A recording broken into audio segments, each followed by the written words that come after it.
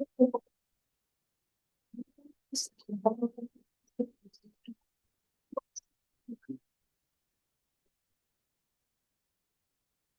அப்படியே கவனிங்க. இப்போ பத்துல இறுதி அம்சம். இப்போ அந்நிய செலாவணி சந்தை அல்லது வெளிநாட்டு செலாவணி சந்தை. கேஜி 10.5 கேஜி 10.5 அந்நிய அந்நிய செலாவணி சந்தை. அந்நிய செலாவணி சந்தை நாங்க அந்நிய செலாவணி சந்தை அல்லது வெளிநாட்டு வெளிநாட்டு நாணய மாற்று சந்தைன்னு சொல்லுவோம். வெளிநாட்டு நாணய மாற்று சந்தை. நாங்க ஏற்கனவே சந்தைகள் சம்பந்தமா பேசியிருக்கோம். பொருட்சந்தை பேசியிருக்கோம். பொருட்சந்தை அல்லது பண்டச்சந்தை என்று சொல்லி பேசியிருக்கோம். பேச்சு 2 அங்க பொருட்கள் சேவைகள் பரிமாற்றப்படும் சந்தை. அடுத்து காரணி சந்தை பேசியிருக்கோம். உற்பத்தி காரணிகள் பரிமாற்றப்படும் சந்தை. அப்புறம் தேர்ச்சியில பேசியிருக்கோம். நிதிச்சந்தை, அதுல பணச்சந்தை, மூலதன சந்தை 2 இருக்குன்னா குறுங்கால நோக்கத்துல நிதிக்கருவிகள் பரிமாற்றப்பட்ட பணச்சந்தை, நீண்ட கால முதிர்ச்சியுடைய நிதிக்கருவிகள் பரிமாற்றப்பட்ட ஒரு மூலதன சந்தை. அது தொடர்ந்து நாங்க பார்க்க போறோம் அந்நிய செலாவணி சந்தை. வெளிநாட்டு நாணய மாற்று சந்தைன்னு சொல்றதுக்குள்ள அந்நிய செலாவணிகளுக்கான அந்நிய செலாவணிகள் பரிமாற்றப்படுற சந்தை. அப்ப அந்நிய செலாவணின்னு சொல்லும்போது இப்ப வெளிநாட்டு காசு சொல்லும்போது வெளிநாட்டு காசு அவங்களுக்கு தெரிஞ்ச அந்நிய செலாவணிகள் சொல்லுங்க உண்டு. அமெரிக்கோட அடுத்து அமெரிக்கோட ஸ்டேலிங் பவுண்ட், ஜப்பான்ல யென், அப்புறம் யூரோ, யுவான், சீனாட யுவான். அப்ப இந்த மாதிரி அந்நிய செலாவணிகள் பரிமாற்றம் செய்யப்படுகிற ஒரு நிறுவன ரீதியான கட்டமைப்பை சொல்லுவோம் நம்ம அந்நிய செலாவணி சந்தைன்னு. இப்போ அந்நிய செலாவணி சந்தைன்னு சொல்றது அந்நிய செலாவணிகள் அந்நிய செலாவணின்னு சொல்லுவோம். அந்நிய செலாவணின்னு சொல்றது வெளிநாட்டு காசு. அந்நிய செலாவணி அல்லது வெளிநாட்டு நாணயங்கள் அல்லது அந்நிய சட்ட செலாவணி அப்படி சொல்றோம். அப்ப அந்நிய செலாவணின்னா வெளிநாட்டு காசு. அப்ப அந்நிய செலாவணி பரிமாற்றம் இடம்பெறுகின்ற அந்நிய செலாவணியில பரிமாற்றம் இடம்பெறுகின்ற அந்நிய செலாவணியில பரிமாற்றம் இடம்பெறுகின்ற ஓர் நிறுவன ரீதியான கட்டமைப்பு. நிறுவன ரீதியான கட்டமைப்பு தான் நான் சொல்லுவோம் அந்நிய செலாவணி சந்தை சொல்லுவோம். பெரும்பாலும் ஃபொரெக்ஸ் மார்க்கெட் சொல்லுவோம். Foreign currency exchange market. அந்த ஃபாரின் கரன்சி எக்ஸ்சேஞ்ச் மார்க்கெட் தான் நம்ம சொல்லுவோம் பெரும்பாலும் சுருக்கி ஃபொரெக்ஸ் மார்க்கெட் சொல்லுவோம். அப்ப இந்த அந்நிய செலாவணி சந்தை நீங்க பெரும்பாலும் இப்ப நடைமுறையில் நாங்க அந்நிய செலாவணி சந்தை எங்க இருக்குன்னு கேட்டா ஒவ்வொரு வர்த்தக வங்கிகளும் வணிக வங்கிகளும் அந்நிய செலாவணி சந்தையா இருப்பாங்க. இல்லைன்னா நீங்க பெரும்பாலும் இந்த ஏர்போர்ட் போனீங்கன்னு சொன்னா அங்க குடிவரவு குடியகல்வு திணைக்கள ஏர்போர்ட் போனீங்கன்னு சொன்னா கட்டாயம் பாருங்க அந்நிய செலாவணி எக்ஸ்சேஞ்சஸ் இருக்கு. மேல ஃபாரின் கரன்சி எக்ஸ்சேஞ்ச் சென்டர்ஸ் இருக்குதானே. சம்பத் பேங்க் இருக்கு, பிஓசி பேங்க் இருக்கு. அப்படி அங்க இருப்பாங்க அந்நிய செலாவணி தரகர்கள் இருப்பாங்க. அப்ப அந்த அந்நிய செலாவணிகளோட பரிமாற்றம் இடம்பெறுகின்ற ஒரு நிறுவன ரீதியான கட்டமைப்பு தான் நம்ம சொல்லுவோம் அந்நிய செலாவணி சந்தை அல்லது வெளிநாட்டு செலாவணி சந்தை சொல்லுது. இப்ப இந்த அந்நிய செலாவணி சந்தை அல்லது வெளிநாட்டு செலாவணி சந்தையில 2 விதமான நபர்கள் ஈடுபடுவாங்க. இப்ப ஒரு பொருட்சந்தையில பொருட்கள் சேவைகளை கொள்வனவு செய்வரும் அதே பொருட்கள் சேவைகளை விற்பனை செய்வங்களும் தொடர்பு கொண்டுதான் அங்கு பொருட்கள் சேவைகளோட விலை தீர்மானிக்கப்படும். அதே மாதிரி ஒரு காரணி சந்தையில உற்பத்தி காரணிகளுக்கான கேள்வியாளரும் கொள்வனவு செய்றவரும் அதே உற்பத்தி காரணிகளை நிரம்பல் செய்றவங்களும் தொடர்பு கொண்டுதான் காரணிகளோட விலை தீர்மானிக்கப்படும். அது மாதிரிதான் ஒரு அந்நிய செலாவணி சந்தையில அந்நிய செலாவணி சந்தையில 2 பேர் சம்மந்தப்படுவாங்க. ஒன்று அந்நிய செலாவணிகளுக்கான கேள்வியாளரும் அந்நிய செலாவணிக்கான கேள்வியாளரும் அதே மாதிரி பிள்ளைகள் அந்நிய செலாவணிகளுக்கான நிரம்பலாளரும் இல்லைன்னா நிரம்பல் செய்வோரும் தொடர்பு கொண்டு அந்நிய செலாவணிகளுக்கு கேள்வி ஏற்படுத்துவோரும் அந்நிய செலாவணிகளுக்கு நிரம்பல் செய்வோரும் தொடர்பு கொண்டுதான் இங்கு அந்நிய செலாவணி சந்தையில நாணய மாற்று விகிதம் என்று சொல்லுங்கள். நாணய மாற்று விகிதம் தீர்மானிக்கப்படும். அதோடு நாணய மாற்று விகிதமும் தீர்மானிக்கப்படும். பரிமாற்றப்படும் நாணயத்தின் அளவும் தீர்மானிக்கப்படும். இப்ப அது அப்படியே ஒரு பொருட்சந்தைக்கு மாத்தினீங்கன்னா, பொருட்சந்தையில பொருட்களுக்கான கேள்வியாளரும் பொருட்களுக்கான நிரம்பலாளரும் போட்டிட்டு தான் அங்க பொருட்சந்தையில என்ன தீர்மானிக்கப்படும்? பொருட்களின் விலையும் பரிமாற்றப்படுகின்ற பொருட்களின் அளவும் தீர்மானிக்கப்படும். அதே மாதிரி தான் ஒரு நாணய மாற்று சந்தை, ஒரு அந்நிய செலாவணி சந்தையில 2 பேர் சம்மந்தப்படுவாங்க. ஒன்று அந்நிய செலாவணிகளுக்கு கேள்வி ஏற்படுத்துவோர், சொல்லுவாங்க அந்நிய செலாவணியின் கேள்வியாளர்கள், அந்நிய செலாவணிக்கு நிரம்பல் செய்வோர். சரி, இப்ப பெரும்பாலும் இந்த அந்நிய செலாவணியில புரிஞ்சா என்ன? அந்நிய செலாவணினா வெளிநாட்டு காசு. அந்நிய செலாவணிகளுக்கு கேள்வி ஏற்படுத்துவோர் யாரா இருப்பாங்க? பெரும்பாலும் பிள்ளைகள் இப்ப உள்நாட்டவர்கள், வெளிநாட்டவர்கள். இங்க சம்பந்தப்படுத்துறவங்க 2 விதமான நபர்கள். ஒண்ணு உள்நாட்டவர்களும், இன்னொன்னு வெளிநாட்டவர்கள். அவங்க 2 பேருக்கு இடையில தான் அந்த அந்நிய செலாவணி தரகர்கள் இருப்பாங்க, புரோக்கர்ஸ் இருப்பாங்க. இப்ப அந்நிய செலாவணிகளுக்கு கேள்வி ஏற்படுத்துறவங்க யாரா இருப்பாங்க பெரும்பாலும் என்றா உள்நாட்டவர்கள். உள்நாட்டவர்கள் தான் அந்நிய செலாவணிக்கு கேள்வி ஏற்படுத்துவாங்க. இப்போ உதாரணத்துக்கு வச்சுக்கொள்ளுங்களேன், இப்ப நீங்க இந்தியாவுக்கு போறதுக்கு முடிவு பண்ணிருக்கீங்க. இப்ப நீங்க இந்தியாவுக்கு ஒரு சுற்றுலா பயணம் போக போறீங்கன்னா, இப்ப உங்க கைவசம் இருக்கிறது என்ன நாட்டு காசு? எதுங்க? எந்த காசு? இலங்கை காசு. இப்ப இலங்கை காசு எடுத்து நேரடி இந்தியாவுக்கு போகணுமா? இப்ப உங்களுக்கு என்ன தேவை? இந்திய காசு தேவை. இப்ப இதுல இருந்து அந்நிய செலாவணி இலங்கை ரூபாவா இந்திய ரூபாவா? இந்திய ரூபா. அப்ப நீங்க ஒரு அந்நிய செலாவணி சந்தைக்கு போறீங்க. ஒண்ணு சாதாரணமா இருக்க வணிக வங்கிகளுக்கு போகலாம், ஆனா ஏர்போர்ட்ல இருக்க அந்நிய செலாவணி தரகர்கள் இருக்காங்க. அங்க எக்ஸ்சேஞ்ச் பண்ற, கரன்சி எக்ஸ்சேஞ்ச் பண்ற தரகர்கள் இருக்காங்க. ஒண்ணு அவங்ககிட்ட போயிட்டு நீங்க எண்ணத்தை கொடுத்துட்டு என்னத்தை கேட்பீங்க? ரூபாவை கொடுத்துட்டு இந்திய ரூபாவை கேட்குறீங்க. அப்போ வெளிநாட்டு காசு எது? இந்திய ரூபா. அப்ப அதுக்கு கேட்கறது, அது கேள்வியாளர் யாரு? நாம தானே. அவ பெரும்பாலும் அந்நிய செலாவணிகளுக்கு கேள்வி ஏற்படுத்துறவங்க யாரா இருப்பாங்க? உள்நாட்டவர்கள். ஏன்னா நம்மள்கிட்ட இருக்கிறது என்ன நாட்டு காசு? உள்நாட்டு காசு. நமக்கு எது தேவை? வெளிநாட்டு காசு. இப்ப நீங்க அமெரிக்காவுக்கு ஒரு சுற்றுலா பயணம் போக போறீங்க. இப்ப உங்களுக்கு என்ன தேவை? அமெரிக்கா டாலர் தேவை. இப்ப உங்க கைவசம் என்ன இருக்கும்? இலங்கை ரூபா. இப்ப நீங்க எதை கொடுத்துட்டு எதை கேட்பீங்க? இலங்கை ரூபாவை கொடுத்துட்டு எதுக்கு டிமாண்ட் பண்றீங்க? அமெரிக்க டாலருக்கு. அப்போ அந்நிய செலாவணிகளுக்கான கேள்வியாளரா பெரும்பாலும் யாரு காணப்படுவாங்க? உள்நாட்டவர்கள். அப்ப உள்நாட்டவர்கள் தான் அந்நிய செலாவணிக்கு கேள்வி ஏற்படுத்தும். அதே மாதிரி பிள்ளைகள் இந்த அந்நிய செலாவணிகளுக்கு நிரம்பல் செய்யறவங்க. இப்ப அமெரிக்காக்காரன் இங்க வர போற இலங்கைக்கு சுற்றுலா. இப்ப அமெரிக்காக்காரன் நீங்க சுற்றுலாவுக்கு வர போறோம்னா அவர் வரைக்கும் என்ன எடுத்துட்டு வருவாரு? டாலர். அவர்கிட்ட என்ன இருக்கும்? டாலர். இப்ப அவருக்கு என்ன தேவை? ரூபா. அப்ப எதை கொடுத்துட்டு எதை கேட்பாரு? டாலரை கொடுக்குறாருன்னா அவன் தான் நிரம்பல் செய்யறான். அவ அந்நிய செலாவணிக்கு நிரம்பல் செய்யறவங்க பெரும்பாலும் யாரா இருப்பாங்க? வெளிநாட்டவர்கள். யாரா இருப்பாங்க? வெளிநாட்டவர்கள். பெரிய விஷயம்.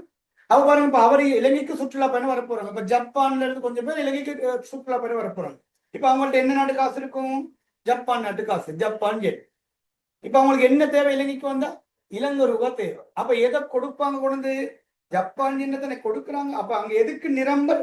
Japan gen. அப்படி அந்நிய செலாவணிக்கு நிரம்பல் செய்யறவங்க பெரும்பாலும் யாரா இருப்பாங்க சொல்லுங்க? வெளிநாட்டவர்களா இருப்பாங்க. நம்மள விளங்க வேண்டிய விஷயம். அப்ப பாருங்க பிள்ளைல, அப்ப அந்நிய செலாவணி சந்தையில அந்நிய செலாவணிகளுக்கு கேள்வி ஏற்படுத்துவோரும், அதே மாதிரி அந்நிய செலாவணிகளுக்கு நிரம்பல் செய்வோரும் தொடர்பு கொண்டுதான். அந்நிய செலாவணிகளுக்கு கேள்வி ஏற்படுத்துவோரும் அந்நிய செலாவணிகளுக்கு நிரம்பல் செய்வோரும் தொடர்பு கொண்டுதான் அங்கு அந்நிய செலாவணி சந்தையில என்ன தீர்மானிக்கப்படும்? நாணய மாற்று விகிதம் தீர்மானிக்கப்படும். நாணய மாற்று விகிதம் என்ற என்னமா? நாணய மாற்று விகிதம் என்றா, இப்ப நாணய மாற்று விகிதம் என்று சொல்லும் போது ஒரு ஒரு நாட்டு நாணயத்துக்கு எவ்வளவு இன்னொரு நாட்டு நாணயம் பரிமாற்றப்படும். ஒரு அமெரிக்க டாலருக்கு எவ்வளவு இலங்கை ரூபாய், இல்லைன்னா ஒரு இலங்கை ரூபாவுக்கு எவ்வளவு அமெரிக்க டாலர் என்ற நாணய மாற்று விகிதம் தீர்மானிக்கப்படும். நாணய மாற்று விகிதத்தோட அந்த நாணய மாற்று விகிதத்துல பரிமாற்றப்படுகிற நாணயத்தின் அளவும் தீர்மானிக்கப்படும். பெரும்பாலும் இந்த அந்நிய செலாவணி சந்தையில பங்கு பற்றுகிற பிரிவினர்கள் யார்? அந்நிய செலாவணி சந்தையில பங்கு பற்றுகிற பிரிவினர்களை நான் ஒரு 6 பேர் கொடுத்துருக்காங்க.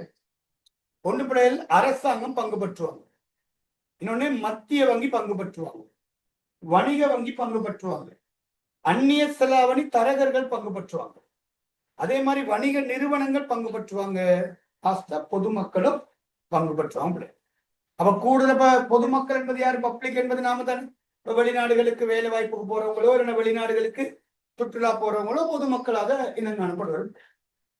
இப்ப நான் வெளிநாடுக்கு போக இப்ப நான் எனக்கிட்ட இருந்தது என்ன நாடு காசு? இலங்கை ரூபாய்.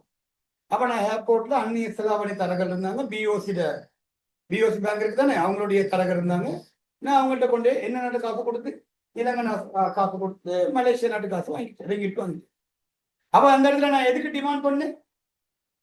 மலேசியா காசு. அப்ப வெளிநாட்டு காசுக்கு கேள்வி ஏற்படுத்துறவங்க யாரு? உள்நாட்டு. இப்ப வெளிநாட்டுல இருந்து இங்க கொஞ்சம் பேர் வராங்க, அதே மலேசியால இருந்து இங்க கொஞ்சம் பேர் வராங்கன்னா இப்ப அவங்க என்னத்தை கொண்டு வராங்க? மலேசியா காசு கொண்டு வர ரிங்கிட் என்று சொல்லக்கூடாது, அதை கொண்டு வந்து அதை தான் நிரம்பல் செய்வோம். அப்போ விலை கொடுங்க. 2 விஷயம் இருக்கு இந்த இடத்துல. நாங்க இங்க பாக்குறது அந்நிய செலாவணிகளுக்கான கேள்வியாளரும் செலாவணிகளுக்கான நிரம்பலாளர். அதே இன்னொரு அதில் உட்கருத்து இருக்கு. அப்போ உள்நாட்டு செலாவணிக்கு நிரம்பல் செய்றவங்க யாரு? உள்நாட்டு செலாவணிக்கு கேள்வி ஏற்படுத்துவார் யாருன்னா நாங்க அது பிறகு பார்ப்போம். இப்ப நம்ம இந்த இடத்துல பார்க்க போறோம் அந்நிய செலாவணி சந்தை. அப்ப என்ன சொல்லுவோம்? அந்நிய செலாவணி சந்தை ஃபாரின் கரன்சி எக்ஸ்சேஞ்ச் மார்க்கெட், நம்ம சொல்லுவோம் ஃபாரெக்ஸ் மார்க்கெட் சொல்லு. அப்ப அந்நிய செலாவணி சந்தை என்பது அந்நிய செலாவணி, வெளிநாட்டு செலாவணி, அந்நிய செலாவணி பரிமாற்றம் இடம்பெறுகின்ற ஒரு நிறுவன ரீதியான கட்டமைப்பை தான் நம்ம சொல்லுவோம் அந்நிய செலாவணி சந்தை. அப்போ நார்மலா உங்க மைண்ட்ல வச்சுக்கொள்ளுங்க, ஒரு அந்நிய செலாவணி சந்தைன்னா ஒரு பேங்க், ஒரு பிஓசி பேங்க் ஞாபகம் வச்சுக்கொள்ளுங்க. இல்லைன்னா அந்த ஏர்போர்ட்ல இருப்பாங்க அந்நிய செலாவணி தரகர்கள், பேங்க் மாதிரியே சின்ன ஒரு நிறுவனம் இருக்கும் பிள்ளைங்க. அங்க போனீங்கன்னா நீங்க கரன்சியை வாங்கி எடுத்துக்கலாம். இந்த அந்நிய செலாவணி சந்தையில அந்நிய செலாவணிகளுக்கான கேள்வியாளரும் அந்நிய செலாவணிகளுக்கான நிரம்பலாளரும் தொடர்பு கொண்டு நாணய மாற்று சந்தையில என்ன தீர்மானிக்கப்படும்? நாணய மாற்று விகிதம் தீர்மானிக்கப்படும். நாணய மாற்று விகிதம் தீர்மானிக்கப்படுவதோடு பரிமாற்றப்படுகிற நாணயத்தின் அளவும் என்ன செய்யப்படும்? தீர்மானிக்கப்படும். ஓகேதான். பேசிக் அவ்வளவு விஷயங்கள்.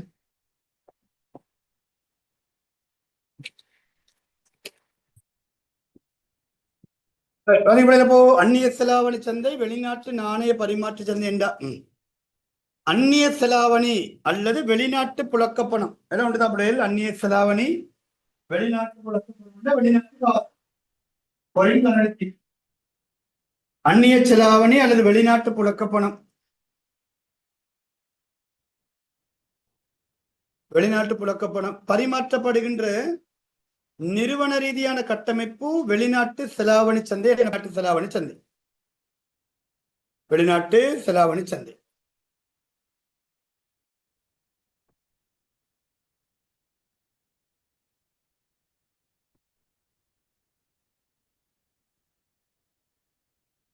சரி, பார்ப்போம்.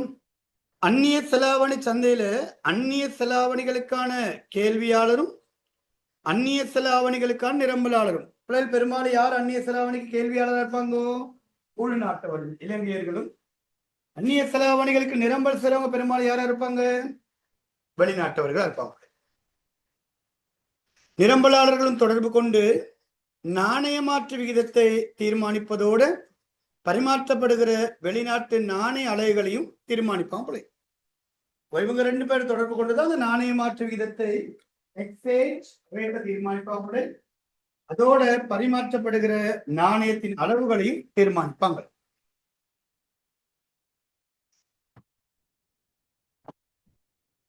சரி, அதன்படி பாருங்க. இந்த அந்நிய செலாவணி சந்தையில பங்கு பற்றுவோர் பெரும்பாலும் ஒண்ணு அரசு பங்கு பற்றுவாங்க, மத்திய வங்கி பங்கு பற்றுவாங்க, வணிக நிறுவனம் பங்கு பற்றுவாங்க, வணிக வங்கிகள் பங்கு பற்றுவாங்க, அந்நிய செலாவணி தரகர்கள், ஃபாரின் கரன்சி எக்ஸ்சேஞ்ச் புரோக்கர்ஸ் என்று சொல்லுவோம். இவங்க தான் பெரும்பாலும் எங்க இருப்பாங்க? ஏர்போர்ட்ல உள்ளவங்க, குடிவரவு குடியகல்வு திணைக்களத்தில் உள்ளவங்க, அதோட பொதுமக்கள் பங்கு பற்றுவாங்க. இவங்கெல்லாம் அந்நிய செலாவணி சந்தையில பெரும்பாலும் பங்கு பற்றுகிற பிரிவினர்களா இருப்பாங்க. ஓகே,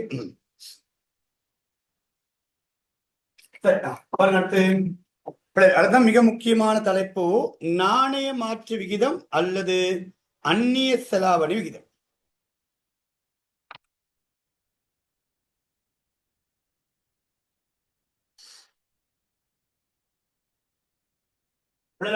நாணய மாற்று விகிதம் அல்லது அந்நிய செலாவணி பரிமாற்று விகிதம்.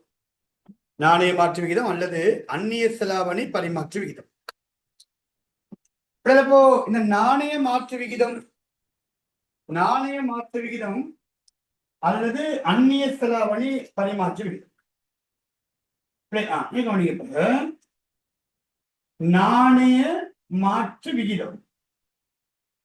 நாணய மாற்று விகிதம் அல்லது அந்நிய செலாவணி பரிமாற்று விகிதம். நாணய மாற்று விகிதம் அல்லது அந்நிய செலாவணி பரிமாற்று விகிதம். ஓகே, ஒரு 5 ஸ்டார் மார்க் பண்ணிக்கொள்ளுங்க. மிக முக்கியமான ஒரு தலைப்பு. நாணய மாற்று விகிதம் அல்லது அந்நிய செலாவணி பரிமாற்று விகிதம்.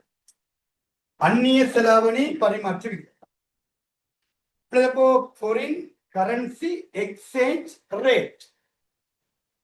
என்ன சொல்ல வரோம்? இந்த நாணய மாற்று விகிதம் என்ன? நாணய மாற்று விகிதம் நாங்க நார்மலா சொல்லுவோம், ஒரு நாட்டு நாணய அலகு இன்னொரு நாட்டு நாணய அலகோட பரிமாற்றுகிற விகிதம். அப்ப அந்த நாணய மாற்று விகிதம் என்று சொல்றதுக்குள்ள நாணய மாற்று விகிதம் என்று சொல்றது வெளிநாட்டு புழக்கப்பன அலகொன்றிற்கும் வெளிநாட்டு புழக்கப்பன அலகொன்றின வெளிநாட்டு காசு, வெளிநாட்டு புழக்கப்பணம் அல்லது வெளிநாட்டு சட்ட செலாவணி, வெளிநாட்டு நாணயம், அப்படியாப்பட்ட பேர்ல சொல்லுவோம். வெளிநாட்டு புழக்கப்பண அலகொன்றிற்கும் உள்நாட்டு புழக்கப்பண அலகொன்றிற்கும். உள்நாட்டு புழக்கப்பணம் என்றால் இலங்கை பொறுத்த மட்டும் இலங்கை ரூபாய். அப்ப வெளிநாட்டு புழக்கப்பண அலகொன்றிற்கும் உள்நாட்டு புழக்கப்பண அலகொன்றிற்கும் இடையிலான விகிதம் அல்லது தொடர்பு. ஒரு வெளிநாட்டு காசுக்கும் ஒரு உள்நாட்டு காசுக்கும் இடையிலான விகிதம். ஒரு வெளிநாட்டு புழக்கப்பண அலகொன்றிற்கும் உள்நாட்டு புழக்கப்பண அலகொன்றிற்கும் இடையிலான விகிதம். ஒரு உதாரணத்துக்கு பாருங்க, ஒரு வெளிநாட்டு புழக்கப்பண அலகு $1. இப்ப டாலருக்கு இந்த மாதிரி அடையாது, டாலருக்கான அடையாது. $1 சம இப்ப நாங்க இலகுவாக்குறதுக்கு நான் 300 ரூபாய் எடுக்கிறேன். ஆனா இன்னைக்கு டேட் படி பாத்தீங்கன்னா இந்தியன் டேட் படி $1 கிட்டத்தட்ட 345 ரூபாய் இலங்கை காசா போகுது. 340 ரூபா 345 ரூபா $1 பெறுமதி இன்னைக்கு ரேட் படி. அப்ப நான் ஒரு இலகுவாக்குறதுக்கு ஒரு 300 ரூபாய் தரேன். பாருங்க, $1 பெறுமதி சமன் எவ்வளவு? 300 ரூபாய். $1 சமன் 300 ரூபாய். அப்ப நீங்க சொல்ல வர விஷயம், வெளிநாட்டு புழக்கப்பண அலகொன்றிற்கும் உள்நாட்டு புழக்கப்பண அலகொன்றிற்கும் இடையிலான விகிதம் அல்லது வரைவிலக்கணம் மாறின்னு சொல்லிக்கலாம். அல்லது உள்நாட்டு புழக்கப்பண அலகொன்றிற்கும் உள்நாட்டு புழக்கப்பண அலகொன்றுக்கும் வெளிநாட்டு புழக்கப்பண அலகொன்றுக்கும் இடையிலான விகிதம். உள்நாட்டு புழக்கப்பண அலகொன்றுக்கும் உள்நாட்டு காசுக்கும் வெளிநாட்டு புழக்கப்பண அலகொன்றின வெளிநாட்டு காசுக்கும் இடையிலான விகிதம். அப்ப நாணய மாற்று நம்ம 2 விதமா சொல்லிக்கலாம். ஒன்று, வெளிநாட்டு காசுக்கு எவ்வளவு உள்நாட்டு காசு மாறி சொல்லலாம், உள்நாட்டு காசுக்கு எவ்வளவு வெளிநாட்டு காசு. அப்ப இது மாறி சொன்ன அப்ப உள்நாட்டு காசுக்கு வெளிநாட்டு காசு என்ன? ஒரு எல்கிஆர் என்ன சொல்லுங்க? லங்கன் ருபி. ஒரு எல்கிஆர் என்பது எவ்வளவு ரூபாய் வரும்? சரி, எவ்வளவு டாலர் இருக்கு? இப்ப $1 எவ்வளவு? 300 எல்கிஆர் இருந்தா அப்ப ஒரு எல்கிஆர் பெருமதி எவ்வளவு வரும் சொல்லுங்க? இந்த 300 கொண்டு இந்த ஒன்று என்ன செய்யணும்? பிரிக்கணும். பிரிச்சுங்கன்னா 0.0033 என்னன்னு சொல்லி வரும், எவ்வளவு ரெண்டு வரும். இப்ப இந்த ரெண்டுமே நாணய மாற்றுக்கான வரைவிலக்கணம் தான். அப்படி நாணய மாற்றுக்கான வரைவிலக்கணத்தை ரெண்டு விதமா சொல்லலாம். ஒன்று வெளிநாட்டு புழக்கப்பண அலகொன்றுக்கும் உள்நாட்டு புழக்கப்பண அலகொன்றுக்கும் இடையிலான விகிதம், அல்லது உள்நாட்டு புழக்கப்பண அலகொன்றுக்கும் வெளிநாட்டு புழக்கப்பண அலகொன்றுக்கும் இடையிலான விகிதம் என்ன சொல்ல முடியும், நாணய மாற்று விகிதம் சொல்லுங்க. அப்ப ஒன்று சொல்லுங்க, வெளிநாட்டு காசுக்கு பரிமாற்றப்படுகிற உள்நாட்டு காசு எவ்வளவு மாதிரி சொன்னா, உள்நாட்டு காசுக்கு பரிமாற்றப்படுகிற வெளிநாட்டு காசு எவ்வளவு. உண்மையில இந்த நாணய மாற்று என்பது பிள்ளைகள் நாங்க தேர்ச்சி ஏழுல படிச்சிருக்கோம். பணத்தின் பெருமதி படிச்சோமா, அதுல உள்ளக பெருமதி வெளியக பெருமதி படிச்சிருக்கோம். உள்ளக பெருமதினா ஓரளவு பணத்தினை கொண்டு உள்நாட்டுல கொள்வனவு செய்யக்கூடிய பொருட்கள் சேவைகள் அளவு. பணத்தின் வெளியக பெருமதினா ஓரளவு பணத்தினை கொண்டு வெளிநாட்டுல கொள்வனவு செய்யக்கூடிய பொருட்கள் சேவைகள் அளவு. அப்ப இந்த இடத்துல பாக்குறது பணத்தின் வெளியக பெருமதி இருக்கலாம். ஒரு நாட்டு நாணயத்தின் புறப்பெருமதியை தான் என்ன சொல்லுவோம், நாணய மாற்று.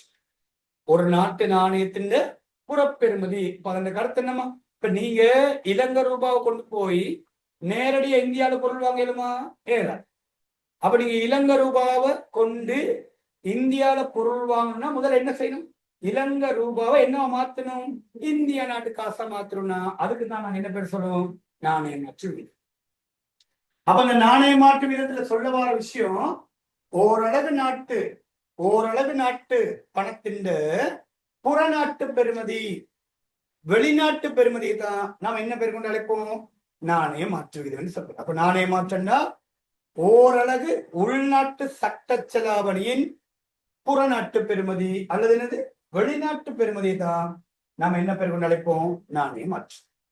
அப்ப நாணய மாற்று என்பது பிள்ளை குறித்த ஒரு நாட்டு பண அலகை இன்னொரு நாட்டு நாணயமா மாத்துறது. மாறி சொன்னா இன்னொரு நாட்டு பண அலகை குறித்த நாட்டு நாணயமா மாத்திக்கிட்டா அதுக்குதான் என்ன பேர் சொல்லும், நாணய மாற்று விகிதம் சொல்றது.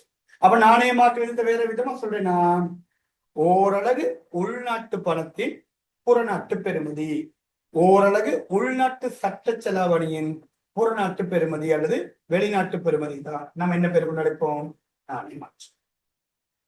இந்த நாணய மாற்று பாத்தீங்கன்னு சொன்னா, நாணய மாற்ற ரெண்டு முறைகள் அளவிடுவாங்க. நாணய மாற்று ரெண்டு முறைகள் அளவிடுவாங்க. அப்ப நாணய மாற்று விகிதத்தை அளவிடும் முறைகள், நாணய மாற்று விகிதத்தை அளவிடுகிற முறைகள்.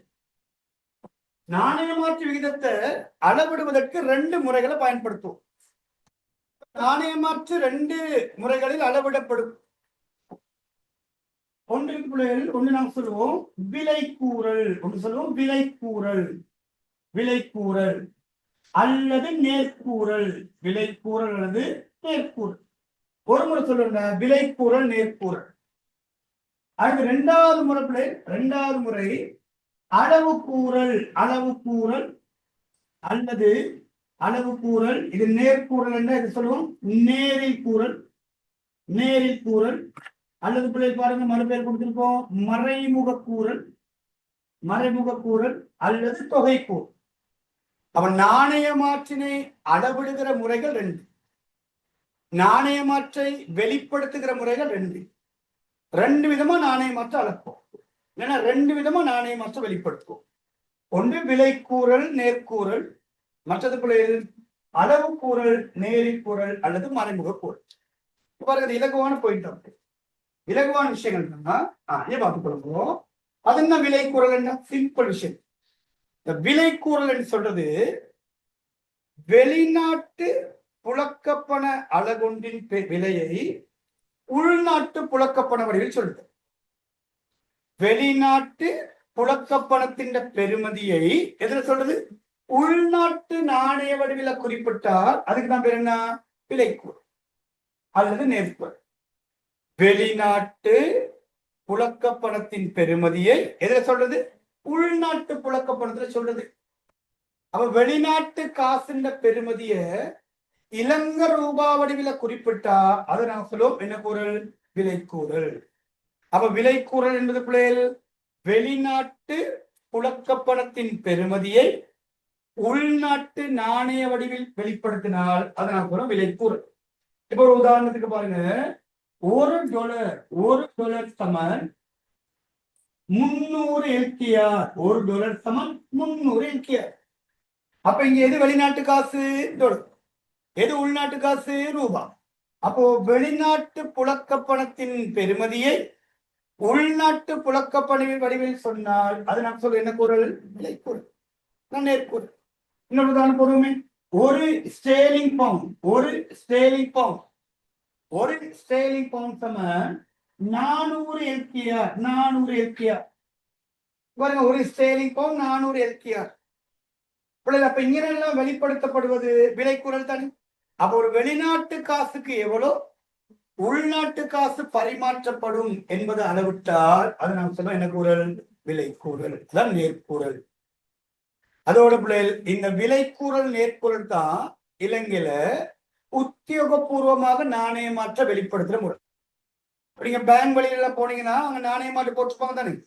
அங்க இருக்க அந்த டிவி சேனல்கள் எல்லாம் காட்டுவாங்க, டிஸ்பிளேல வெளிப்படுத்துவாங்களே. எப்படி காட்டுவாங்க? $1 எவ்வளவு இலங்கை ரூபாய், அப்படிதான் காட்டுவாங்க. $1 எவ்வளவு இலங்கை ரூபாய், ஒரு ஆஸ்திரேலிய டாலருக்கு எவ்வளவு இலங்கை ரூபாய், ஒரு ஜப்பான் எண்ணுக்கு எவ்வளவு இலங்கை ரூபாய், அப்படிதான் காட்டுவாங்க.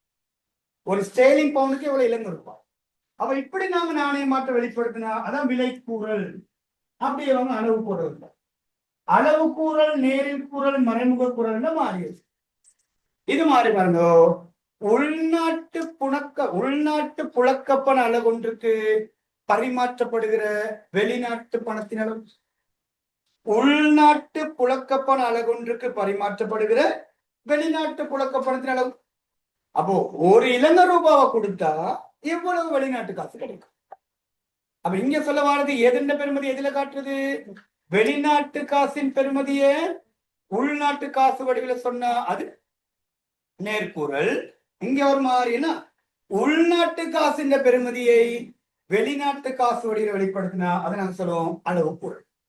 அப்ப அளவு கூறல், மறைமுக கூறல், நேரில் கூறல், தொகை கூறல் என்ன சொல்ல வராங்கன்னா ஓரளவு உள்நாட்டு பணத்திற்கு பரிமாற்றப்படுகின்ற வெளிநாட்டு பணத்தின் அளவை சொல்ல அளவு கூறல். ஒரு இலங்கை ரூபாவை கொடுத்தா எவ்வளவு வெளிநாட்டு காசு கிடைக்கும்? மாறி சொல்லிக்கலாம், உள்நாட்டு நாணய அளவொன்றின் பெறுமதியை வெளிநாட்டு நாணய வடிவில் வெளிப்படுத்தினால் அதை நாங்க சொல்லுவோம் அளவு கூறல். அப்ப அந்த அளவு கூறல் என்று சொல்றது பிள்ளை, அளவு கூறல் என்று சொல்றது என்ன பாருங்க, ஒரு LKR சமன். இப்ப இங்க $1 எவ்வளவு போட்டீங்க? 300 LKRன்னா அப்ப ஒரு LKR எவ்வளவுமா? இந்த 300 எங்கேயால கொண்டு பிரிக்கணும் தானே. அப்ப 1 300ஆல பிரிச்சிங்கன்னா எவ்வளவு கிட்டத்தட்ட 0.003 அப்ப நீங்க $1 கொடுத்தீங்கன்னா உங்களுக்கு எவ்வளவு டாலர் கிடைக்கும்? எவ்வளவு டாலர் கிடைக்கும்? 0.003 அப்படி டாலர் இருக்கா? டாலர்ல குறைஞ்ச பெருமானமே $1. $1. அதே மாதிரி ஒரு ஸ்டேலிங் பவுனுக்கு 400 LKR. இப்ப இது நேர்கூறல் தானே.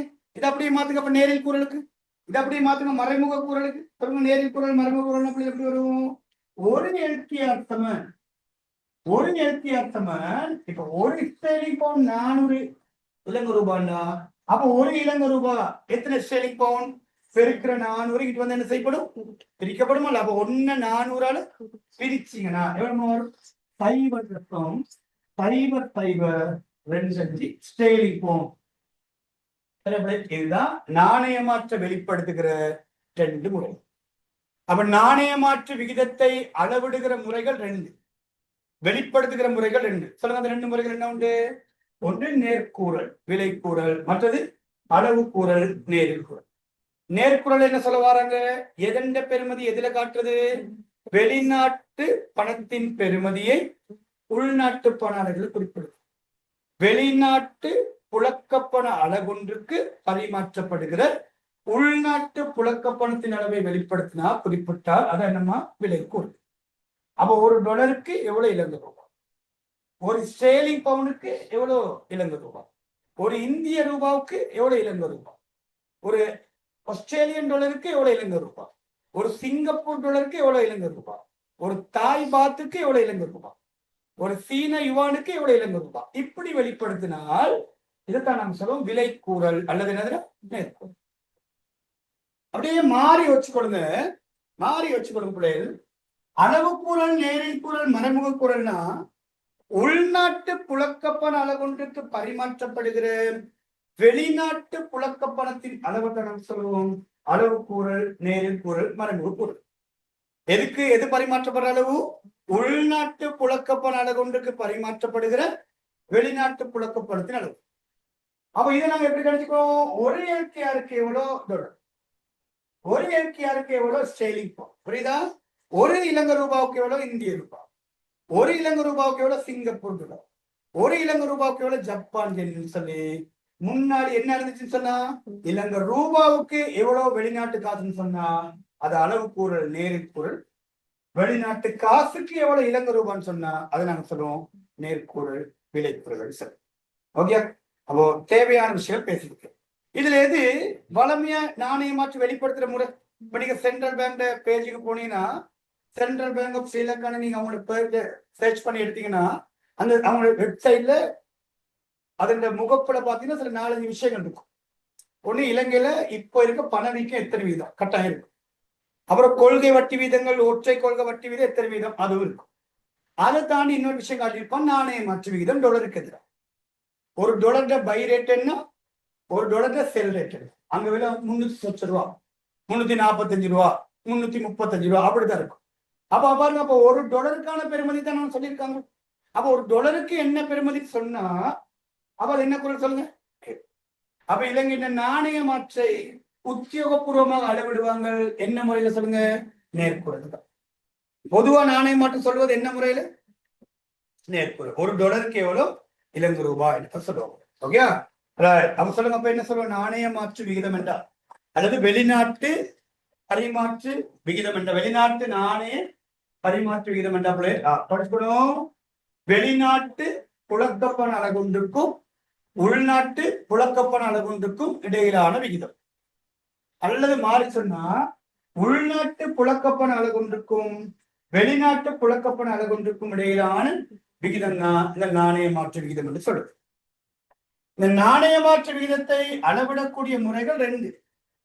ஒன்று விலைக்கூறல், நேர்கூறல், அல்லது அளவு கூறல், நேரில் கூறல், தொகை கூறல் என்று சொல்லுவோம். என்னமா விலைக்கூறல், நேர்கூறல்? நான் விளக்கு எழுதுல பட் விளக்கு சொல்லிட்டேன். என்ன விலைக்கூறல்? விலைக்கூறல்னா வெளிநாட்டு புழக்கப்பணத்தின் பெறுமதியை உள்நாட்டு நாணய வடிவில் வெளிப்படுத்துது. என்னமா அளவு கூறல், நேரில் கூறல்னா உள்நாட்டு புழக்கப்பண அலகுக்கு பரிமாற்றப்படுகிற வெளிநாட்டு புழக்கப்பணத்தின் அளவு. மாறி சொல்லிக்கலாம், உள்நாட்டு புழக்கப்பணத்தின் பெறுமதியை எதிர் வெளிப்படுத்தினா வெளிநாட்டு நாணய வடிவில் வெளிப்படுத்தினா அதை நாம் சொல்லுவோம் அளவு கொண்டது. சரி, முக்கியமான ஒரு சப்ஜெக்ட். இதெல்லாம் விளங்கி எடுத்துக்கிட்டீங்கன்னு சொன்னா பாடமாக்க வேண்டிய அவசியம். சரிதானே? விளங்கி எடுத்துக்கிட்டீங்கன்னா பாடமாக்க வேண்டிய அவசியமே கிடையாது. உங்களுக்கு நேர்குறல்னா என்ன, நேரில் குறல்னா என்ன, அப்ப அந்த பிக்சர் அப்படியே ஞாபகம். ஒரு வெளிநாட்டு காசுக்கு எவ்வளவு உள்நாட்டு காசுன்னு சொன்னா அது நேர்குறல். ஒரு உள்நாட்டு காசுக்கு எவ்வளவு வெளிநாட்டு காசுன்னு சொன்னா அதை நாங்க சொல்லுவோம் நேரில் கூறல். சரி, ஓகே. இதுல எதுமா இலங்கையில உத்தியோகபூர்வ நாணய மாற்று விகிதம் நேர்கூறல். அப்ப இலங்கையில உத்தியோகபூர்வமா நாணய மாற்று வெளிப்படுத்தப்படும் நேர்கூறல்ல விலைக்குறல். ஓகே, சரி.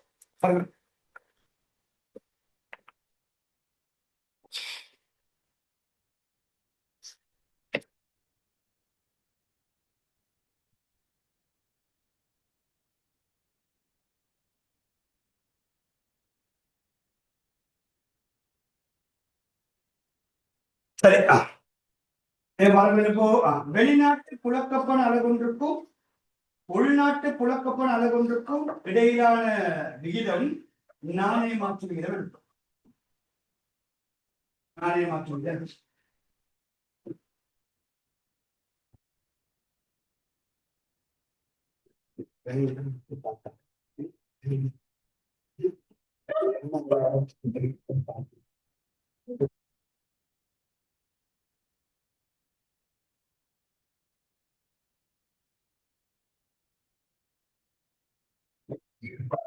நாணய மாற்று விகிதத்தை பிள்ளைகள் இரு முறைகளில் அளவிடலாம்.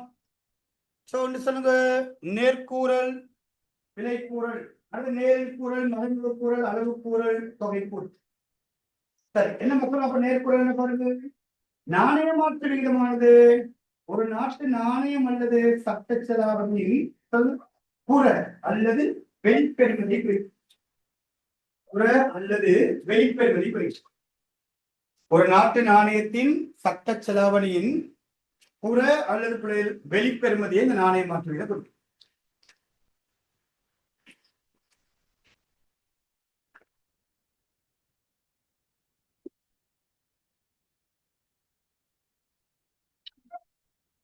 அடுத்து நேரில் கூறல் பிழை. சரி, முதலாவது நேர்கூறல் அல்லது விலைக்கூறல். ஒரு 3 மக்கள் கொடுங்க. நேர்கூறல், விலைக்கூறல். என்ன சொல்ல போல நேர்குறல் விலைக்குறல் என்றா வெளிநாட்டு புழக்கப்பண அலகொன்றின் விலையை உள்நாட்டு புழக்கப்பண அலகில், புழக்கப்படம் என்ன அந்த நாட்டு காசு, உள்நாட்டு புழக்கப்படம் என்ன நம்ம நாட்டு காசு, இலங்கை ரூபா, உள்நாட்டு புழக்கப்பண அலகில் கூறுதல் நேர்கூறல் எனப்படும்.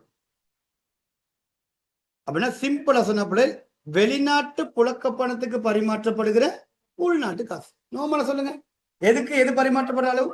வெளிநாட்டு காசுக்கு எவ்வளவு, உள்நாட்டு காசுன்னு சொன்னா அது நேர்க்கு. $1 300 LKR இலங்கை ரூபாய், லங்கன் ருப்பி. ஒரு ஸ்டேலிங் பவுண்ட் சமம் 400 LKR. இதன் அடிப்படையில உத்தியோகபூர்வ நாணய மாற்று வெளிப்படுத்தப்படும். அப்ப இலங்கையில பிள்ளைகள் உத்தியோகபூர்வமா நாணய மாற்று வெளிப்படுத்தப்படுவது என்ன முறையில சொல்லுங்க? நேர்குறல்.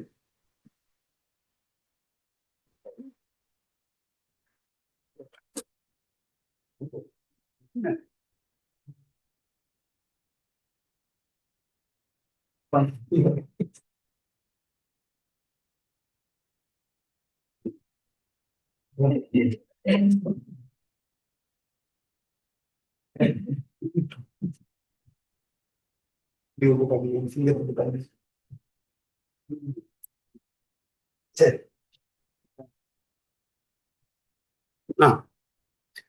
பாருங்க. போ அடுத்த அளவு கூறல், மறைமுக கூறல் என்றா உள்நாட்டு புழக்கப்பண அலகொன்று எவ்வளவு வெளிநாட்டு புழக்கப்பணம் பரிமாற்றப்படுகிறது. உள்நாட்டு புழக்கப்பண அலகொன்றுக்கு எவ்வளவு வெளிநாட்டு புழக்கப்பணம் பரிமாற்றப்படுகிறது என்பது நேரில் கூறலாகும். அல்லது உள்நாட்டு புழக்கப்பண அலகொன்றின் விலையை வெளிநாட்டு புழக்கப்பண அலகை கூடுதல். நீங்க நோமல விலையும் கொடுங்க. வெளிநாட்டு நாணயத்தின் பெறுமதியை உள்நாட்டு நாணய வடிவில் சொன்னா அது நேர்கூறல். உள்நாட்டு நாணயத்தின் பெறுமதியை வெளிநாட்டு நாணய வடிவில் சொன்னா அது அளவு கூறல், மறைமுக கூறல் சொல்ல முடியும். பரமப்ப கொடுத்திருக்கோம். ஒரு LKR சமன் எவ்வளவுடா? ஒரு LKR சமன் 0.0033 அமெரிக்க டாலர். ஒரு LKR சமன் 0.0025 ஸ்டேர்லிங் பவுண்ட் சொல்றது. அப்ப இங்க பாத்தீங்கன்னு சொன்னா எதுக்கு எது பரிமாற்ற அளவு? உள்நாட்டு புழக்கப்பண அலகிற்கு என்ன எழுத்து பிறகு திருத்திக் கொள்ளுங்க. உள்நாட்டு புழக்கப்பணத்திற்கு பரிமாற்றப்படும் வெளிநாட்டு புழக்கப்பணம் எவ்வளவு என்பது தீர்மானிக்கப்படும். உள்நாட்டு புழக்கப்பணத்திற்கு பரிமாற்றப்படுகிற வெளிநாட்டு புழக்கப்பணம் எவ்வளவு என்பது தீர்மானிக்கப்படும்.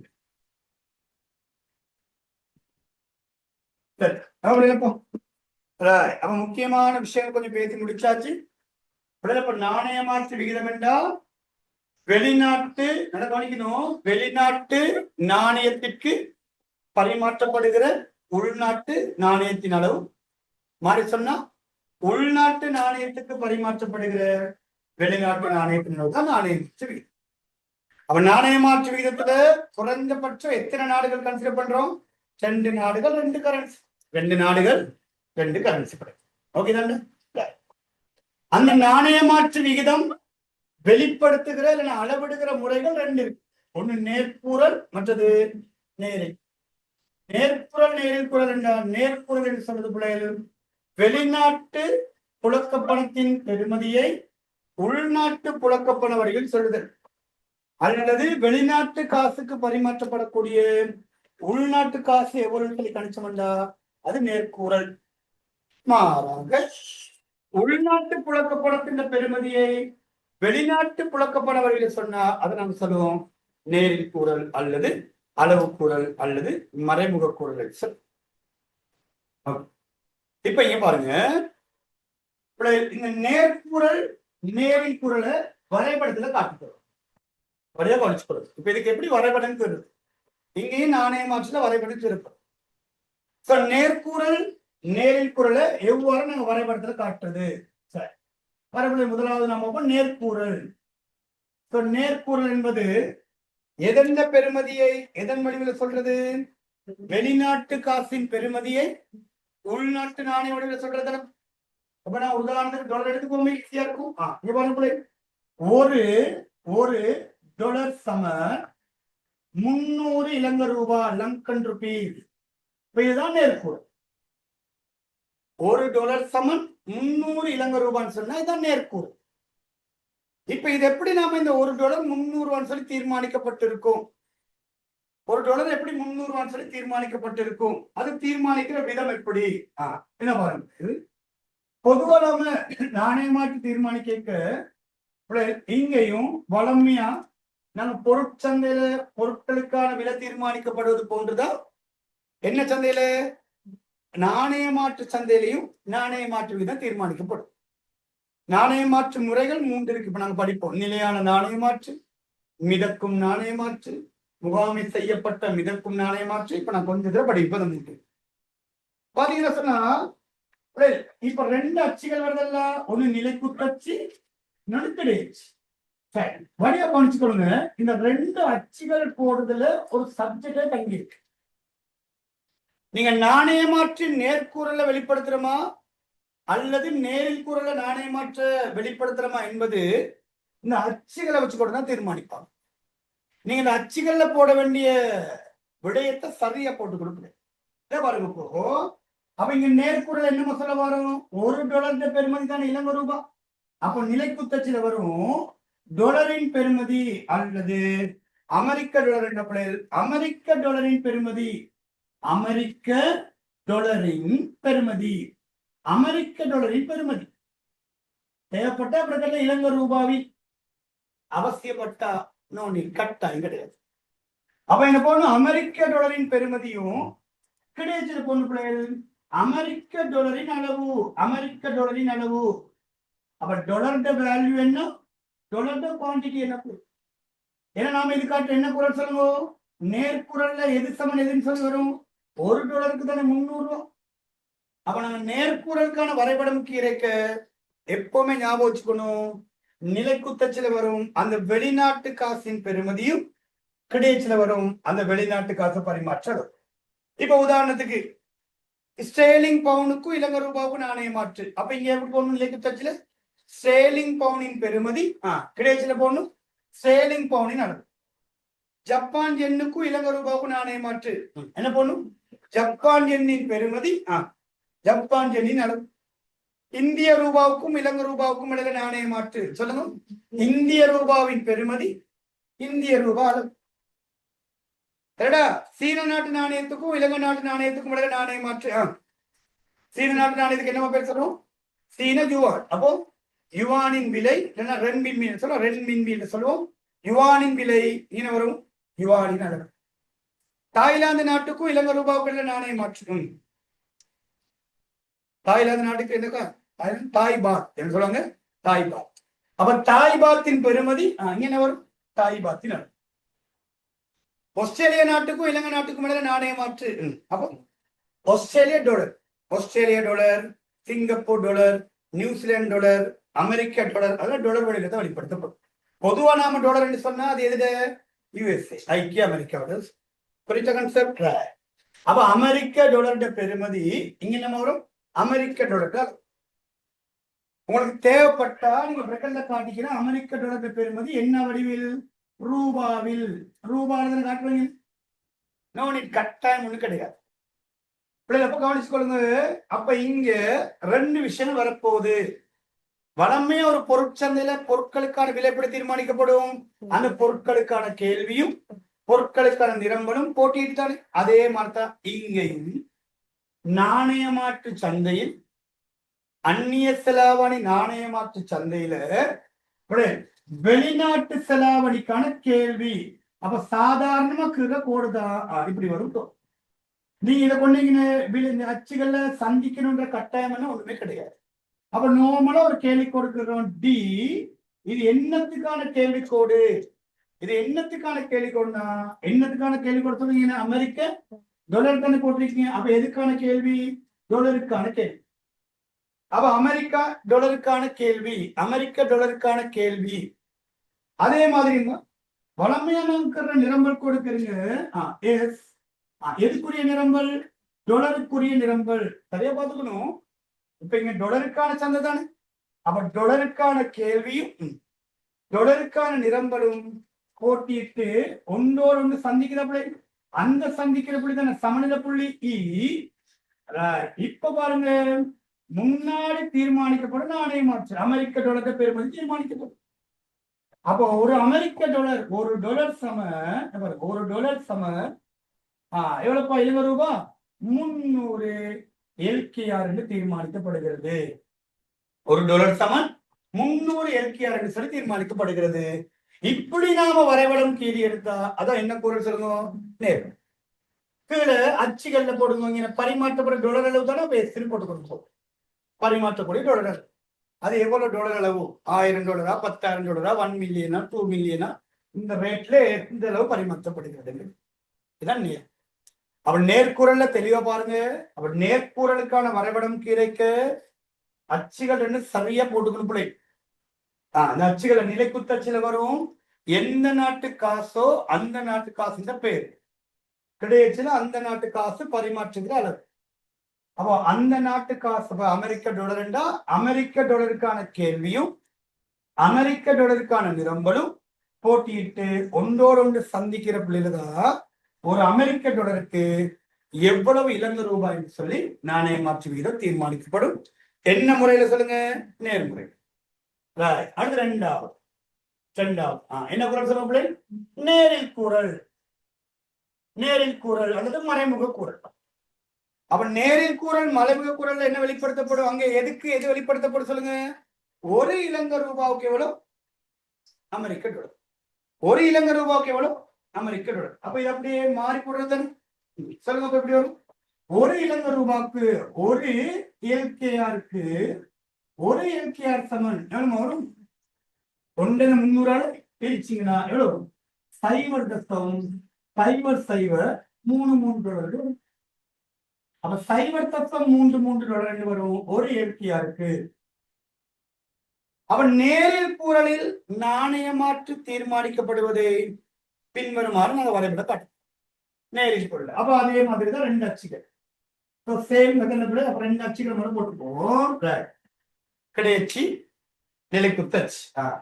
நிலைக்குத்தச்சு இப்ப இங்க என்ன வருஷம் பார்ப்போம். இப்ப தெளிவா போடணும். இப்ப இங்க முன்னாடி என்ன நாட்டு காசு இருக்கு? இலங்கை ரூபாய் இருக்கு.